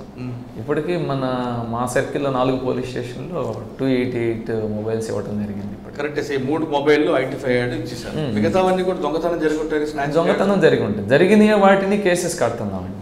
ఒకవేళ అది ఇంటెన్షన్తో వీళ్ళ పొరపాటు లేకుండా ఆడ పెట్టుకున్నటువంటి దాన్ని లేదా పాకెట్లో ఉన్నటువంటి దాన్ని బ్యాగ్లో. ఎక్కువ స్నాచింగ్లు ఉన్నాయా? మొబైల్ స్నాచింగ్స్ ఏమి ఉండవు కానండి, మనం వేరే పనిలో వ్యాపకంలో పడిపోయి పక్కన పెట్టి మర్చిపోతాం. అట్లాంటప్పుడు ఈ మొబైల్స్ని థెఫ్ట్ చేస్తుంటారు మొబైల్ అఫెండర్స్. ఒక్కోసారి మన హౌసెస్ బయట లేకపోతే ఛార్జింగ్ పెట్టి విండోస్ పక్కన పెడుతుంటాం. ప్యూర్లీ కొంతమంది దొంగలు ఆ మొబైల్స్ని కిటికీలోంచి తీసేసుకొని వెళ్ళటం, లేకపోతే బయట ఛార్జింగ్ పెడితే పాకెట్లో నుంచి కూడా పిక్ పాకెటింగ్ చేసేవాళ్ళు కూడా ఉంటారు. అంటే మీ దగ్గర దొరికిన దొంగలందరూ కూడా లోకల్ ఇంచుమించు, నాన్ లోకల్. ఈ పర్టికులర్ ఈ మొబైల్ థెఫ్ట్ విషయంలో మాత్రం లోకల్ పీపులే ఉంటారండి. సాధారణంగా కొన్ని రాష్ట్రాల్లో నాన్ లోకల్ గ్యాంగే తిరుగుతుంటుంది. ఆ మొబైల్ థెఫ్ట్ చేస్తారు, వెస్ట్ బెంగాల్ పంపిస్తారు, అటు నుండి వేరే స్టేట్కి వెళ్ళిపోతుంటారు. అంత లెవెల్కి రాలేదు ఇంకా. అంత లేదండి. అంటే షాపుల్లో మొబైల్ షాప్స్ ఉన్నాయి అనుకోండి, అది మీరు చెప్పింది అదర్ స్టేట్లో ఉన్నటువంటి. అది కాకుండా స్నాచింగ్ చేసే గ్యాంగ్ కూడా ఉంటుంది. అది అంటే పర్టికులర్గా మొబైల్ కోసమే చేద్దాము అనేది చాలా తక్కువ ఉంటుందండి. లోకల్ పీపుల్ వాళ్ళే మొబైల్స్ అయితే పోలీసు వాళ్ళు పెద్దగా దాన్ని పట్టించుకోరు, గతంలో పెద్దగా పట్టించుకోరు. మొబైల్ ఫోన్ పోయిందని రిపోర్ట్ చేయరు, దానికి కేసు అవ్వదు. కాబట్టి మనం దాన్ని ఎంతో కొంత ఒక 20,000 రూపీస్ దాన్ని ఒక 5,000 4,000కి వచ్చిన చాలు కదా అనే కాన్సెప్ట్లో దొంగతనాలు జరిగింది.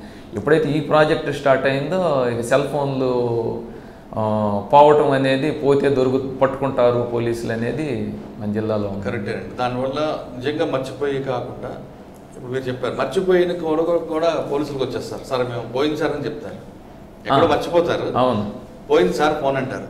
అటువంటి ఎదురుపడ్డా అట్లాంటివి కూడా ఉంటాయి. వాడు ఇంట్లోనే పెడుతుంటాడు. అసలు ఒక్కోసారి అసలు ఎక్కడ పెట్టింది గుర్తుండదు, ఎక్కడ పోయింది కూడా గుర్తుండదు. అట్లాంటివి కూడా ఉంటాయి. కానీ ఒక ప్లేస్ మనకు చెప్పాలి కాబట్టి చెప్తాడు. నేను బైక్ మీద ఉన్నాను, కూర్చొని మాట్లాడాను, ఇటు చూసేసరికి లేదు, లేకపోతే నేను బయట అట్లా చెప్తాడు. కానీ అతనికి అది గుర్తుండదు. మనం ఒకటే సరే అతను మొబైల్ పోయింది, దానికి సంబంధించినటువంటి నంబర్ ఉంటుంది, ఈఎంఐ నంబరు, వాటి ప్రకారం వాటి ఆధారంగా మనం ట్రేస్ చేసి వాళ్ళ మొబైల్ వాళ్ళకి ఇస్తాం. అదే కనుక వాళ్ళు కనుక థెఫ్ట్ చేసి ఉన్నట్టయితే మాత్రం ఖచ్చితంగా కేసు రిజిస్టర్ చేసి వాళ్ళని. అటువంటి సిల్లీ కనిపించాయి కంప్లైంట్ మీకు? కొంతమంది ఇంట్లోనే పెట్టి మర్చిపోయి వేరే దగ్గరకు వచ్చాను పోయింది అంటారు. మీరు వెరిఫికేషన్ చేసి తెలిసిపోద్ది. ఇంట్లో చేశాను అంటాడు, ఏం బయట పోయింది అంటాడు, లేదా బయట పోయింది అంటాడు, ఇంట్లో పోతాను. ఉన్నాయండి, అట్లాంటివి ఉన్నాయి. సార్ ఇప్పుడు మొబైల్ ఫోన్ పోతే పోలీస్ స్టేషన్ కంప్లైంట్ ఇస్తే రికవరీ చేసి కొత్త పద్ధతి తీసుకొచ్చారు. దీనివల్ల పబ్లిక్ రెస్పాన్స్ వచ్చింది. ఇప్పుడు గోల్డ్ ఆర్నమెంట్స్ రికవరీ చేసి ఎంత హ్యాపీ, అంతకంటే ఎక్కువ హ్యాపీగా అనిపిస్తూ ఉండేది ఒక్కోసారి. ఎందుకంటే దానికి అంత ప్రయారిటీ ఉంటుంది. ఒక్కోసారి ఇన్ఫర్మేషన్ అంతాను మొబైల్లో ఉంది సార్ అని బాధపడుతుంటారు. చాలా వాల్యుబుల్ ఇన్ఫర్మేషన్ ఉంది అంటారు, అన్నీ కూడా దాంట్లో ఉంది సార్ అని అంటారు. ఆ మొబైల్ ఇస్తే వాళ్ళు చాలా హ్యాపీగా ఫీల్ అయింది. ఎందుకంటే కేసు చిన్నది కావచ్చు, కానీ ఇది పోలీసులు చేస్తారు అని మేము అనుకోలేదు. కానీ మాకు మీరు ఒక 7 daysలో 6 daysలో మా మొబైల్ మాకు తీసుకొచ్చి ఇచ్చారు సార్. మేమైతే ఏదో ఇచ్చాం కానీ ఎక్స్పెక్ట్ చేయలేదు మీరు మళ్ళీ తిరిగిస్తారు ఇప్పిస్తారని చాలామంది సంతోషంగా చెప్పిన సందర్భాలు ఉన్నాయండి. సార్ రూరల్ పోలీస్ స్టేషన్లో మీకు ఇంకా గుర్తుండిపోయిన కేసు బాగా గుర్తుంది? ఇక్కడ మన సర్కిల్లో ఈ మ్యాట్రిమోనీ డబుల్ మర్డర్ కాకుండా ఒక లేడీని 2 లేడీస్ కలిసి చంపేస్తారండి. ఏ క్లూ కూడా లేదు. అదొకటి వెరీ ఇంపార్టెంట్ కేసు అని నాకు అనిపించింది. అంటే ఆ లేడీ 56 years ఆమె, సీతారామం అని. ఆమె ఒంటరిగా ఉంటుంది. అంటే కూతురు అల్లుడు వాళ్ళంతా ఇంటి ముందు కొంచెం ఒక 50 yardsలో ఉంటారు. ఏం ఒక్కత మాత్రం ఆ ఇంట్లో ఉంటుంది. ఆమె దగ్గర రెంటెడ్కి ఉంటారండి. ఒక లేడీ రెంట్కి తీసుకొని షాప్ రెంట్కి తీసుకుంటారు రోడ్డు మీద. ఆ షాప్ రెంట్కి తీసుకొని రెంట్ ఉండి ఒక 6 months 8 months బిఫోరే వెకేట్ చేసి వెళ్ళిపోతారు. ఆ 6 months వెకేట్ చేయక ముందు ఆమెని అబ్జర్వ్ చేసిద్ది ఆమె. అంతకుముందు క్రిమినల్ యాక్టివిటీస్ కానీ లేకపోతే కేసెస్ కూడా ఏమి లేవు ఆమెకి, ముద్దాయికి, అక్యూజ్డ్ లేడీకి. ఆ రెంట్కి తీసుకొని షాప్లో ఉన్నప్పుడు ఈమె గోల్డ్ ఆర్నమెంట్స్ వేసుకొని షాప్ దగ్గరికి రావటం, ఓనరు వాళ్ళ ఇంటికి ఈమె వెళ్ళటం, ముద్దాయి వెళ్ళి చూడటం, డబ్బులు ఉంటాయి, బీరువాలో డబ్బులు ఉన్నాయి, గోల్డ్ ఆర్నమెంట్స్ ఉన్నాయి అని చెప్పి బ్రెయిన్ మారిపోతుంది. ఏం పూర్తిగా మనసు మారిపోయి ఈమె దగ్గర బంగారం ఆభరణాలు, ఈ డబ్బులు ఎట్ట తీయాలి అనే దాని మీద ఇంకా ఆలోచన చేసుకునేది. ఇంకా చంపేసి తీసుకోవటమే ఇది, ఇంకా లేకపోతే చేయలేమనే ఉద్దేశంతో ఇంకొక లేడీ సపోర్ట్ తీసుకొని, దర్శి ఆమె, ఆ లేడీ సపోర్ట్ తీసుకొని వీళ్ళు 7 నెలల క్రితం ఖాళీ చేసినటువంటి షాపు అన్ఎక్స్పెక్టెడ్గా ఒకరోజు వచ్చేసి అర్ధరాత్రి ఇంటికి వచ్చేసి ఆమె డోర్ కొట్టేసి ఆమె తీస్తుంది. జనరల్గా వీళ్ళే కదా అని ఇంక 2 లేడీస్ కలిసి చేస్తారండి. ఒక లేడీని చంపేస్తారు, స్ట్రాంగులేషన్ చేసి చంపేస్తారు. ఆ కేసు ఏ క్లూ లేదు మనకు. చూస్తే సీన్ చూస్తే ఏమన్నా రేప్ అండ్ మర్డర్ ఫర్ గెయినా అన్నంత డౌట్ వచ్చేసింది. సీన్ క్రియేట్ చేశారు వాళ్ళు. సీన్ క్రియేట్ చేయటం అంటే ఆ స్ట్రగుల్లో క్లోత్స్ కూడా అన్ఈవెన్ ఎట్ట పడితే అట్లా వెళ్ళిపోయింది. అది చూసినప్పుడు రకరకాల అనుమానాలు వచ్చి పైపెచ్చు వాళ్ళు ఏం చేస్తారంటే మర్డర్ చేసేసి లాక్ వేసి తాళం వేసి వెళ్ళిపోతారు. 3rd day మనకి ఇంట్లో నుంచి బ్యాడ్ స్మెల్ వస్తున్నప్పుడు అప్పుడు ఐడెంటిఫై చేసుకుంటారు వాళ్ళు. అప్పుడు ఏంటి వాసన వస్తుందని తాళం పగలు కొట్టి చూస్తే బాడీ ఉంటుంది. అప్పుడు మనకి ఇన్ఫర్మేషన్ ఇచ్చారు. మనకు అప్పుడు రిపోర్ట్ ఇస్తే అప్పుడు మనం చూసి అప్పటికే కొంత క్లూస్ కూడా పోయింది. దాంట్లో ఎవరై ఉంటారనే దాని మీద వెరీ సాటిస్ఫాక్టెడ్ కేసు అది. ఎందుకంటే మనం సహజంగా అది సీన్ చూడగానే ఎవరో ప్రొఫెషనల్స్ చేసి ఉన్నారు అనేది మనం అనుకున్నాం. ప్రొఫెషనల్స్ చేసి ఉండొచ్చు ఆర్నమెంట్స్ కోసం, తర్వాత ఈమెని చంపేసి చేసి ఉంటారు, ఎవరై ఉంటారు, అదర్ స్టేట్ అట్లా ఇట్లా అని చెప్పేసి ఫస్ట్ ఆ టైప్ ఆఫ్ వెళ్ళాం. అందులో భాగంగా ఇంకా ఈమెకి దగ్గర ఉన్నటువంటి సంబంధికులు ఎవరు ఏంటి అనే కోణంలో దర్యాప్తు చేసినప్పుడు వీళ్ళు కొంచెం ఐడెంటిఫై అయ్యారు. వీళ్ళు ఎప్పుడు పోయారు ఏంటి అనే దాని మీద మనం కూలంకుషంగా మనం విచారించినప్పుడు పోయారు 6 months బ్యాక్. ఈ మర్డర్ జరిగే ముందు 2 రోజుల ముందు వాళ్ళ కొడుకు వచ్చాడు. ఎవరైతే అక్యూజ్డ్ ఉన్నారో లేడీ, వాళ్ళ కొడుకు వాళ్ళ ఫాదర్ వచ్చారు. ఎందుకు వచ్చారు అని అంటే అసలు ఏం జరుగుతుంది ఇక్కడ, ఏం జరిగింది అనేది చూసుకోవడానికి వచ్చారు. తెలిసిందా ఎవరికన్నా ఏంటి అనేది వాచ్ చేసుకోవడానికి వచ్చారు. వాచ్ చేసుకోవడానికి తర్వాత మర్డర్ చేసి వెళ్ళిపోయిన తర్వాత రోజు వచ్చారు. ఈ నిర్మానుష్యంగా ఉంది అంటే వాళ్ళకి తెలియదు, ఇంకా అప్పటికి ఎవరికి తెలియదు లోపల బాడీ ఉన్న సంగతి. సో వీళ్ళు వచ్చేసి జనరల్గా వచ్చేసి వెళ్ళిపోయి ఉంటే కూడా మాకు కొద్దిగా క్లూలెస్ అయ్యేది, కొద్దిగా టైం పట్టేది. వీళ్ళు ఏం చేస్తారంటే ఒక షాప్ దగ్గరికి వెళ్తారు. అంటే మమ్మల్ని ఎవరు గుర్తుపడతారులే అని ఒక షాప్ దగ్గరికి వెళ్ళి ఏంటంటే ఈ ఇంటికి షాప్ తీయలేదేంది, ఇక్కడ ఆమె రాలేదా అని అడుగుతారు. అంటే లేదండి తీయలేదు, ఏమో నాకు కూడా తెలియదు అంటాడు. అంతే, వెళ్ళిపోతారు. దాన్ని మనం ఇన్వెస్టిగేషన్లో మనకు అది ఒక కీలకమైనటువంటి క్లూ ఆ కేసులో. కానీ ఆయన కూడా ఐడెంటిఫై చేయలేదు పలానా వేకెట్ చేసిన వాళ్ళని తెలియదు అసలు, వాళ్ళకి ఎవరికి కూడా తెలియదు. కానీ ఎవరో వచ్చారు, అడిగి వెళ్ళిపోయారు అంతే. అడిగి వెళ్ళారు అంతే, అంతవరకే తెలుసు. ఎవరు వచ్చి ఉంటారు ఏంటని అప్పుడు మనం మాట్లాడుకుంటూ విచారించుకుంటూ ఉంటే మన ఇన్వెస్టిగేషన్లో అప్పుడు ఒక ఇద్దరు లేడీస్ కారులో వచ్చి కారును ఒకటి ఎంగేజ్ చేసుకొని, ఒక ఫంక్షన్ ఉందని చెప్పి డ్రైవర్ వాడిని ఎంగేజ్ చేసుకొని వచ్చి కారు దూరంగా ఆపి ఈ మర్డర్ చేసి ఆర్నమెంట్స్ అన్నీ తీసుకొని వెళ్ళి గోల్డ్ షాప్లో పెట్టి అక్కడ నుంచి ఎస్కేప్ అవుతారు. మనం ఇక లేడీస్ చాలా జాగ్రత్తగా ఇంట్రాగేషన్ చేయాలా. ఇంకా దాంట్లో మనకి వీళ్ళకి పోలీసులకి తెలుసు అనేది ఆమె అనుకుంది. కొద్ది టైంలోనే ఎవరండి వాళ్ళు ఇద్దరు దర్శి మండలం అండి, ఇద్దరు దర్శి మండలం, వాళ్ళిద్దరు ఫ్రెండ్స్. ఒకరినొకరు చెప్పుకొని నీ కొంత ఇస్తాను, నేను కొంత తీసుకుంటాను. ఎంత పోయిందండి ప్రాపర్టీ? ఎంత పోయింది? మొత్తం 14 సెవరెన్స్ గోల్డ్ పోయింది, ఒక 40,000 క్యాష్ అంతే. అంటే బీరువా బ్రేక్ కాల వాళ్ళకి. బీరువా బ్రేక్ అయి ఉన్నట్టయితే ఒక 5 lakhs పోయింది. అది ఆ బ్రేక్ కాలేదు, భయం వేసింది ఇంక వాళ్ళకి.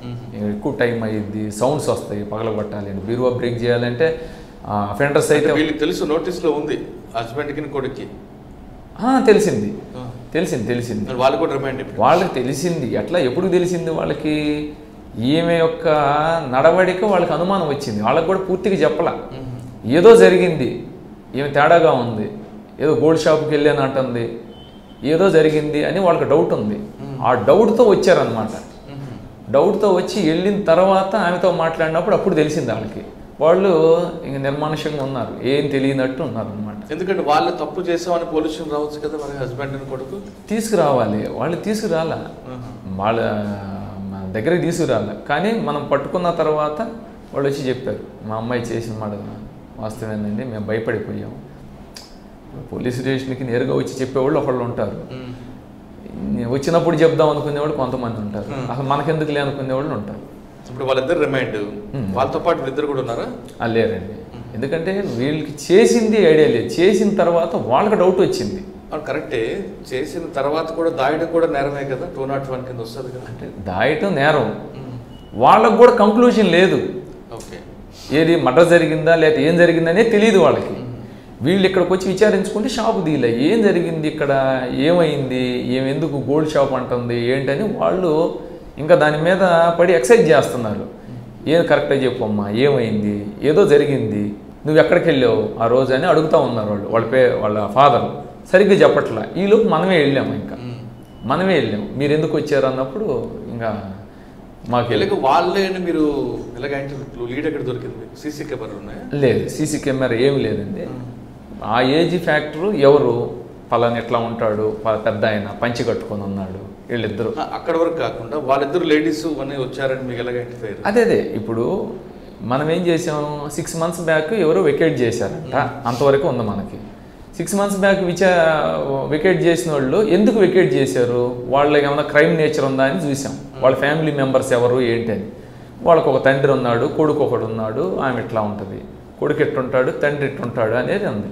ఇక్కడ మనకు వచ్చిన క్లూ ఏంటంటే పంచి కట్టుకున్నాడు, ఒక అబ్బాయి ప్యాంట్ వేసుకొని ఉన్నాడు, లావుగా దృఢంగా ఉన్నాడు, కొద్దిగా మ్యాచ్ అయింది. ఒకవేళ వాళ్ళు ఏమైనా వచ్చారా అనే డౌట్ వచ్చింది. మనం దాని మీద ఫోకస్ చేసి పోయి అడిగాం అనమాట. వచ్చింది మేమే అన్నారు. వచ్చింది మేమే అన్నప్పుడు ఎందుకు వచ్చారు మీరు? ఏదో సమాధానం లేదు. ఎందుకు వచ్చామంటే ఏదున్నాయా, మా అమ్మాయి ఆ రోజు మా ఇంటి దగ్గర లేదు, ఎక్కడికి పోయిందో సరిగ్గా చెప్పట్లేదు, అందుకని అక్కడ అద్దెకు ఉంది కదా, అక్కడికి వెళ్ళింది ఏముందని మాకు డౌట్ వచ్చింది. ఎందుకంటే ఈమె ఇంకొక ఆమె ఏదో కలిసి వెళ్ళారని అంటున్నారని అట్లా వాళ్ళు క్లూస్ ఇవ్వడం జరిగింది. ఇంకా అక్కడ నుంచి దాన్ని వాళ్ళతో మాట్లాడి మనం ఆ కేసు డిటెక్ట్ చేయాలి. టైం పట్టిందండి, ఒక 2 hours చెప్పాల. ఆ 2 hours తర్వాత మీరు ఎటు నుంచి ఎట్లా వచ్చింది, ఎట్లా పోయింది మొత్తం తెలుసు, మీరు చెప్తే బాగుండిద్ది అని మనం చెప్పినప్పుడు ఇంకా మా పిల్లలకి కానీ వాళ్ళకి కానీ ఏం సంబంధం లేదు, చేసింది మేము పొరపాటు చేసామని చెప్పారు. మరి ఇంట్రెస్ట్ ఉంది ఆ కేసు, ఎందుకంటే లేడీస్ అని అనుకోం కదా ముద్దాయిలు, ఒక లేడీని ఇద్దరు లేడీస్ చంపుతారు, అదే ఏజ్ గ్రూప్ వాళ్ళకి కూడా. 40 చనిపోయిన ఆమెకైతే 53, ఈ అక్యూజ్డ్ అయితే ఒక ఆమెకి 42, ఒక ఆమెకి 39 నా ఏజ్ గ్రూప్. ఇవి కాకుండా ఇంకేం గుర్తున్నాయి మీకు? తర్వాత ఇక్కడికి వచ్చిన తర్వాత కూడా మనం హెచ్చినెడమానూరు అని, నేను వచ్చిన కొత్తల్లో ఒక గ్రేవ్ కేసు ఉందండి. అది సుమారుగా ఒక 400 గ్రామ్స్ హెచ్బి జరిగింది. దాని మీద కూడా సిన్సియర్ ఎఫర్ట్స్ చేస్తే పొదిలికి సంబంధించిన ఒక అతను, మార్కాపురం సంబంధించిన ప్రీవియస్ అఫెండర్స్ వాళ్ళిద్దరు చేసి ఉన్నారు ప్రాపర్టీని. అది కూడా రికవరీ చేసాం. అదొక ఇంపార్టెంట్ కేసు. ఇవి కాకుండా లా అండ్ ఆర్డర్ విషయంలో ఎలా ఉందండి మీ ఏరియా? ఈ మన సంతనూతలపాడు నియోజకవర్గం కింద వస్తుందండి 4 పోలీస్ స్టేషన్లు. ఈ లా అండ్ ఆర్డర్ పాయింట్ ఆఫ్ వ్యూలో పెద్ద హడావుడి, కొట్లాట్లు, ఫ్యాక్షను అంతేం ఉండదండి. సడన్ ప్రొవోకేషన్ అప్పటికప్పుడు జరిగేటువంటి గొడవలు తప్ప. అంటే ఎక్కువ 326, 324 అంతే, అవే ఎక్కువ ఉంది. 324లో 307 వరకు రావు. 307లో కూడా అసలు లేవండి. ఈ ఇయర్ అయితే ఒకటి కూడా రిపోర్ట్ కాలేదు ఈ సంవత్సరం. ఇవన్నీ 354లో కానీ 376లో ఒక్కటైందండి. అది కూడా టెక్నికల్, ఇది ఒక్కటైంది. అది కూడా అరెస్ట్ చేసాం. అంత అయింది. కానీ ఫాల్స్ కంప్లైంట్ ఎక్కువ ఉంటాయి కదా. ఫాల్స్ అంటే అదే ఏదన్నా లీగల్ ఇంటిమసీ ఉండొచ్చు. తర్వాత ఆమె ఏదన్నా ఇతను బాధ పెట్టిన సందర్భాల్లో కూడా రిపోర్ట్లు ఇచ్చి నాకు ఇష్టానికి వ్యతిరేకంగా అని చెప్పేసి రిపోర్ట్ ఉంటాయండి. ఉంటాయి, బాగా ఎక్కువ ఉంటాయి. డెవలప్మెంట్ కూడా డెవలప్మెంట్. ఓకే సార్, మీరు ఏఆర్లో ఉన్నప్పుడు కోంబింగ్లోకి వెళ్తున్న టైంలో జనరల్గా మీకు డ్రై రేషన్ ఇస్తారు ఉంటాయి. కానీ కోంబింగ్లోకి వెళ్ళినప్పుడు ఒక రోజు కాదు 2 రోజులు, దాదాపు వారం 10 రోజులు మీరు అడవికి పరిమితం అవుతారు.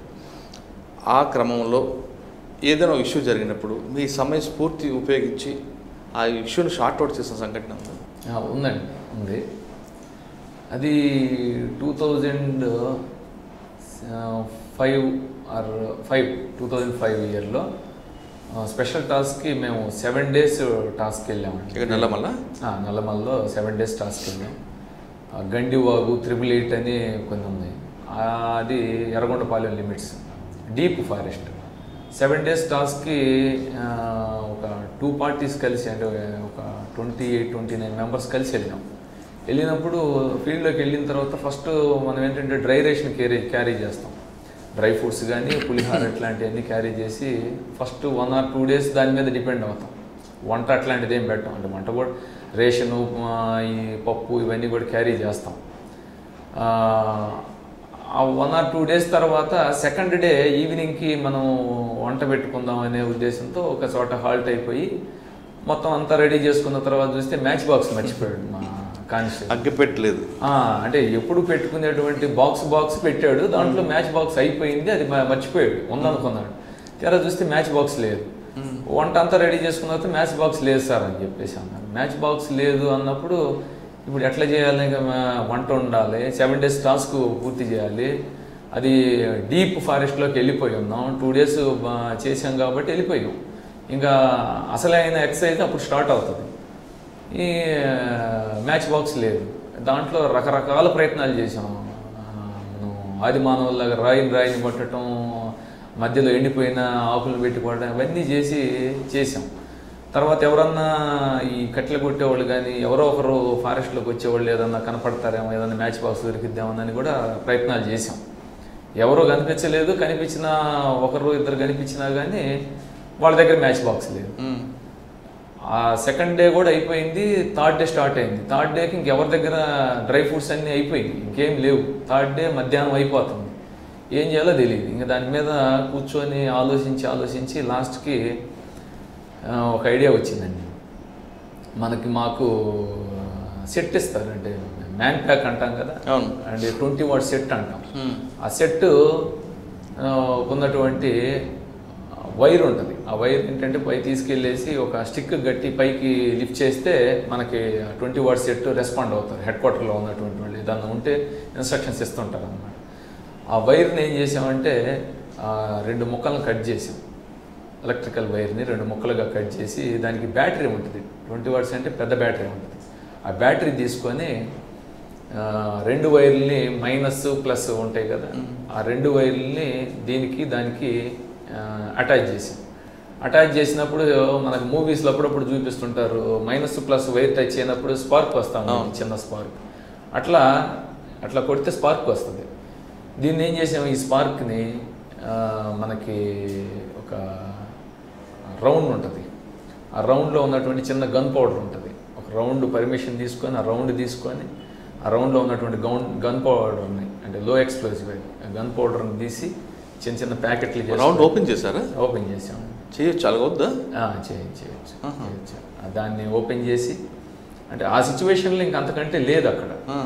దాన్ని ఓపెన్ చేసి దానిలో ఉన్నటువంటి గన్ పౌడర్ని తీసి ప్యాకెట్లలో పెట్టుకొని చిన్న ప్యాకెట్లు చేసుకొని వైట్ పేపర్ మీద పెట్టి ఈ మైనస్ ప్లస్ వైర్ని తీసుకెళ్ళి దాని మీద జట్కా కొట్టాను, టచ్ చేసి కొట్టేసరికి ఈ స్పార్క్కి అది బర్న్ అయింది, వచ్చేసింది. ఇంకా వచ్చినప్పుడు దాని మీద ఇంకా మళ్ళీ ఆకులు ఎండిపోయినాయి అవన్నీ వేసేసి అగ్గి పుట్టించాం. ఆ అగ్గిని ఇక వంట ఆ ఉన్నటువంటి చిన్న ప్యాకెట్లు మనం 7 రోజులు ఉండాలి కాబట్టి 7 ప్యాకెట్లు అని చెప్పేసి పెట్టుకొని జాగ్రత్తగా దాచిపెట్టి ఇంక అయిపోయే వరకు ఇంకా అదే. ఆ లాస్ట్ డే ఇక బయటకు వస్తామన్న రోజున అప్పుడు మ్యాచ్ బాక్స్ కూడా కనపడ్డాడు మనకి. అది చాలా నాతో పాటు ఇంకొక ఆఫీసర్ కూడా ఉన్నాడు ఆ టైంలో, సీన్ అని. తర్వాత 28 మెంబర్స్ స్పెషల్ టీము. ఆ టైంకి ఆ సమయస్ఫూర్తి ఉపయోగం, ఎందుకంటే దానికి ముందు ఒక 1 or 2 months బ్యాక్ అనుకుంటా నేను బాంబు డిస్పోజల్ 15 days కోర్స్ ఒకటి చేశాను. దాంతో అనుకుంటా బహుశా ఐడియా వచ్చింది, మిగతా వాళ్ళకి ఎవరికి ఐడియా రాలా. సికింద్రాబాద్లో చేసాం, ISW వాళ్ళతో పాటు చేసాం అవి. సో చేయబట్టి నాకు ఐడియా వచ్చింది. దాంతో అందరూ చాలా హ్యాపీ, అసలు అది బాగా అన్నమాట. అందరూ కూడా అప్రిషియేటెడ్, వెరీ హ్యాపీ. వచ్చిన తర్వాత మా సీనియర్ ఆఫీసర్స్కి చెప్పాం అప్పుడు ఇట్లా జరిగింది అని. దాని మీద కూడా ఒక కేస్ స్టడీ లాగా రాసి మా వాళ్ళు ఆ టైంకి ఈ విధంగా రియాక్ట్ అయ్యారని చెప్పేసి అందరికి కూడా చెప్పడం జరిగింది. సూపర్ అండి. అంటే బుల్లెట్ ఉంటుంది, బుల్లెట్ బ్యాక్ సైడ్ ఓపెన్ చేశారా? లేదండి, ఫ్రంటే తీయచ్చు. ఫ్రంట్ ఓపెన్ చేశారు, గన్ పౌడర్ వస్తుంది బయటకి. ఫ్రంట్ది అది బుల్లెట్ అంటే అసలు ఆ రౌండ్ని బయటికి తీస్తాం. ఆ రౌండ్ని బయటికి తీసినప్పుడు ఆ కేసులో, ఆ ఎంటీ కేసులో గన్ పౌడర్ ఉంటుంది. గన్ పౌడర్ అంటే సువర్ణం అనుకోండి, అది ఉంటుంది. దాన్ని చిన్న ప్యాకెట్లా జనరల్గా బుల్లెట్ మనం ఫైర్ చేసినప్పుడు గన్ పౌడర్ చేయి మీకు వస్తుంది కదండి. ఏమండి మన ట్రిగ్గర్ ఒక్కటి అంటే అది హిట్ ఇచ్చినప్పుడు రౌండ్కి బ్యాక్ సైడ్ హిట్ ఇస్తుంది. హిట్ ఇచ్చినప్పుడు ఏమవుతుంది, ఆ హిట్కి ఆ హీట్ జనరేట్ అవుతుంది. ఆ హీట్కి లో ఎక్స్ప్లోజివ్ బర్న్ అవుతుంది. లో ఎక్స్ప్లోజివ్ ఎప్పుడైతే బర్న్ అవుతుందో ఆ లో ఎక్స్ప్లోజివ్ మొత్తం కన్ఫైన్ చేసి ఉంటుంది కాబట్టి ఆ లో ఎక్స్ప్లోజివ్ ఒక్కసారిగా బర్న్ అయ్యి ఈ బుల్లెట్ ముందున్నటువంటి రౌండ్ హిట్ ఇస్తుంది. హిట్ ఇచ్చినప్పుడు టార్గెట్కి వెళ్ళిపోతుంది అనమాట దాని బలంగా. కానీ పౌడర్ మా చేతి మీద కూడా పడుతుంది. అంటే మనం ఫైర్ చేసినప్పుడు ఆ హీట్ అంతా ఆవిరైపోయి బర్న్ అయిపోతుంది కదా. బర్న్ అయిపోయినప్పుడు జస్ట్ ఆ లేయర్ ఆఫ్ పేలిపోయినటువంటిది, అంటే కాలిపోయినటువంటి పౌడరు చేతి మీద పడతా ఉంటుంది బ్లాక్గా. అంతేగాని గన్ పౌడర్ లాగా పడదు, జస్ట్ ఒక షేడ్ లాగా. ఒక్కొక్కసారి ఇది కూడా ఎవిడెన్స్ అవుతుంది కదా అక్యూజ్డ్కి. అంటే అది అతను శుభ్రం చేసుకోకపోతే వెరీ షార్ట్ టైంలో పట్టుకునేటట్టయితే అది ఐడెంటిఫై అవుతుంది. అది కడుక్కున్నా కానీ అంత తొందరగా పోదండి. ఏదైనా సోపు కెమికల్ మనం వేసి కడిగితేనే పోతుంది. అంటే ఒక్కోసారి అక్యూజ్డ్కి అయితే ఇది కూడా ఎవిడెన్స్ ఉంటుంది. అది కూడా మనం ఇమీడియట్లీ కనుక పట్టుకోగలిగితే దాని ఖచ్చితంగా ఉంటుంది. ఖచ్చితంగా ఒక ఫైర్ చేసినటువంటి మనిషి మీద బట్టల మీద అయినా ఉండొచ్చు, చేతి మీద అయినా ఉండొచ్చు. ఒకళ్ళు చేతి మీద లేకపోయినా కానీ ఖచ్చితంగా స్ప్లింటర్స్ అనేవి మన క్లోత్స్ మీద కూడా ఉంటాయి. అవి మనం సీజ్ చేసుకొని ఎక్స్పర్ట్స్కి పంపిస్తే FSL వాళ్ళు మనకి డిటెక్టెడ్ అని ఇస్తారు, ఉంటే ఇస్తారు ఖచ్చితంగా. అది వెరీ ఇంపార్టెంట్ క్లూ మీరు అన్నట్టు. సార్ టోటల్ మీ సర్వీస్లో అడవిలో అగ్గి పుట్టించారు, ఇలాంటి కార్యక్రమాలు చాలా చేశారు కాబట్టి మీకు ఎలాంటి అవార్డులు వచ్చాయి? నాకు 2008లో పోలీస్ మెడల్ ఫర్ గ్యాలంటరీ అని ఒక ప్రెస్టీజియస్ అవార్డు అండి, అది 2008లో రావటం జరిగింది. దాని తర్వాత 2010లో కఠిన సేవ పథకం వచ్చింది. మొన్న ఉగాదికి 2022లో ఉత్తమ సేవా పథకం వచ్చింది. ఈ 3 అవార్డులు. సార్ మీ ఇష్ట దైవం, మీ ఫిజికల్ ఫిట్నెస్? ఫిజికల్ ఫిట్నెస్ అంటే నేను బేసిక్గా స్కూల్ డేస్ నుంచి కూడా 100 మీటర్స్ రన్ చేసేవాడిని అండి. అథ్లెటిక్ నేను బేసిక్గా. ఇప్పుడంటే డిపార్ట్మెంట్లోకి వచ్చిన తర్వాత ప్రాక్టీస్కి టైం ఉండదు. ఎప్పుడన్నా అవకాశం ఉంటే టెన్నిస్ ఆడతానండి, అది ఫిజికల్ ఫిట్నెస్. మీ ఇష్ట దైవం? ఇష్ట దైవం దేవుడు ఉన్నాడు అని అయితే ఒక శక్తి అయితే ఉందని అనుకుంటా, కానీ అది నమ్ముతాను. తర్వాత వచ్చేసి ఆ దైవం అనేది మనలోనే ఉంటారు అనేది నాకు ఒక నమ్మకం అండి. మనం చేసేటువంటి మంచి పనులు లేదా మనం హానెస్ట్గా నిజాయితీగా ఉంటే అదే మనకి దైవం, అదే మనకి రక్షణ అనే ఒక ఫీలింగ్ అయితే నాకు ఉంటుందండి. అది సార్ మీరు సర్వీస్లోకి వచ్చేసరికి క్రైమ్ నేచర్ అనేది డిఫరెంట్గా ఉందండి. ట్రెడిషనల్ క్రైమ్ తర్వాత వైట్ కాలర్ రెఫరెన్స్ అయింది, ఇప్పుడు సైబర్ క్రైమ్కి వచ్చి మీ సర్కిల్లో కానీ లేదా చుట్టుపక్కల కానీ సైబర్ క్రైమ్ బారిన పడకుండా ఉండాలంటే మీరు ఇచ్చే సూచనలు ఏంటండి పబ్లిక్? చాలామంది సీనియర్ పోలీస్ ఆఫీసర్స్ తర్వాత సైబర్ క్రైమ్ ఎక్స్పర్ట్స్ చెప్పేటువంటి ఏనండి, మన మొబైల్ ఫోన్ అనేది ప్రతి ఒక్కళ్ళ దగ్గర ఉంటుంది. ఇప్పుడు ఆ మొబైల్ ఫోన్లో మన దగ్గర ఉన్నటువంటి ఇన్ఫర్మేషన్ మొత్తం కూడా స్టోరేజ్ ఉంటుంది. మనకు తెలియనటువంటి మనుషులకి మన దగ్గర నుంచి నంబర్ మెసేజెస్ కానీ లేకపోతే ఫేస్బుక్లో ఫ్రెండ్ రిక్వెస్ట్లు పెడితే ఆ రిక్వెస్ట్ని యాక్సెప్ట్ చేయటం కానీ, ఆ ఫ్రెండ్ లింక్ అనేది మనం ఎప్పుడైతే యాడ్ చేసుకుంటామో ఆ మనిషి ఎవరో తెలియకపోతే మనం ఆ ఛాన్స్ మనం ఇచ్చిన వాళ్ళం అవుతాం. కాబట్టి వాటికి ముఖ్యంగా మనిషి ఎవరో తెలియకుండా, పర్సన్ తెలియకుండా మాత్రం ఒక మొబైల్కి ఒక లింక్ వచ్చినా ఓపెన్ చేయకూడదు. మనం ఫ్రెండ్ రిక్వెస్ట్లు పెట్టితే యాక్సెప్ట్ చేయకూడదు. మొబైల్తోనే జాగ్రత్తగా ఉండాలి. ఇప్పుడు సిస్టమ్ మీద కూర్చున్నప్పుడు కూడా సేమ్ ఎట్లాంటి మెసేజెస్ వస్తూ ఉంటే దానికి రియాక్ట్ కాకుండా, దాన్ని పట్టించుకోకుండా మనం ఉండాలి. అయితే ఒకవేళ మనకి రిక్వెస్ట్ వాంట్ అయినప్పుడు అది నిజమైనటువంటి రిక్వెస్ట్లా, అది బిజినెస్ కావచ్చు లేదా ఫ్రెండ్ రిక్వెస్ట్లు కావచ్చు, ఏదైనా కానీ వాటి మీద మనకి పూర్తి అవగాహన కలిగి ఉండాలి. వాట్సాప్కి ఇప్పుడు మన మొబైల్కి కాల్ వస్తుందండి, కాల్ వచ్చేసి ఫోన్ చేస్తారు, బ్యాంకర్స్ అని చెప్తారు. చాలా యాడ్స్ ఉన్నాయి దాని మీద, చాలా యాడ్స్ ఉంటాయి, ఉండి చెప్తుంటారు. మీరు దాన్ని వాళ్ళకి రెస్పాండ్ ఇచ్చి వాళ్ళ మెసేజెస్ వస్తుంది, ఒకసారి దాని మీద రెస్పాండ్ అవ్వండి, లింక్ ఓపెన్ చేయండి, లేకపోతే మీ అకౌంట్లో అమౌంట్ పోయినాయి చూసుకోండి, మళ్ళీ మీరు దాన్ని వెళ్ళేసి మాకు షేర్ చేయండి, మేము బ్యాంకర్స్మే అని చెప్తూ ఉంటారు. ఇవన్నీ కూడా నమ్మకూడదు, మనం వాటి మీద అప్రమత్తంగా ఉండాలి. ఓకే సార్, ఫైనల్గా చెప్పండి మీ గోల్ ఏంటంటే? ఒక మంచి పోలీస్ ఆఫీసర్గా గుర్తింపు తెచ్చుకోవాలనేది మాత్రం ఉండదండి. అది ఎంత దూరం అనేది వెళ్తాము, ఏ ర్యాంక్ వరకు వెళ్తాము అనేది కాదు, కానీ డిపార్ట్మెంట్లో చేసినన్ని రోజులు కూడా కష్టపడి పనిచేసి మంచి గుర్తింపు తెచ్చుకోవాలి అనేది ఒక్కటే ఉంటుంది. అది తప్ప ఇంక వేరే నాకు ఇంకా గోల్ ఏం లేదండి. పోలీస్ డిపార్ట్మెంట్లోకి రండి, పోలీస్ డిపార్ట్మెంట్లోకి వచ్చిన తర్వాత సామాన్యులకు సేవ చేయాలంటే ఇది బెస్ట్ ప్లాట్ఫామ్ పోలీస్ డిపార్ట్మెంట్. అదేవిధంగా పోలీస్ డిపార్ట్మెంట్లోకి వచ్చిన రాంబాబు గారు one of the best investigation ఆఫీసర్గా ఆయన మంచి పేరు సంపాదించుకున్నారు.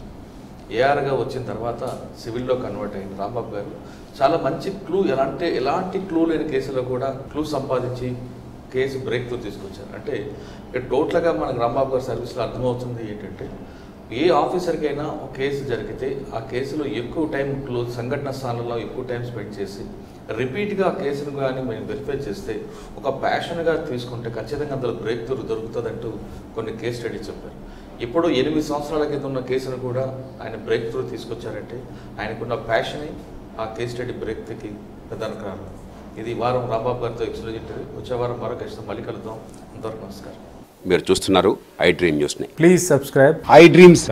For more videos, subscribe. I Dream. Please subscribe for more videos. I dream. I dream. For more videos, Subscribe, I dream. Please subscribe. Subscribe I dream channel. Do subscribe. I dream. I dream ఛానల్ని subscribe చేయండి. Do watch I dream.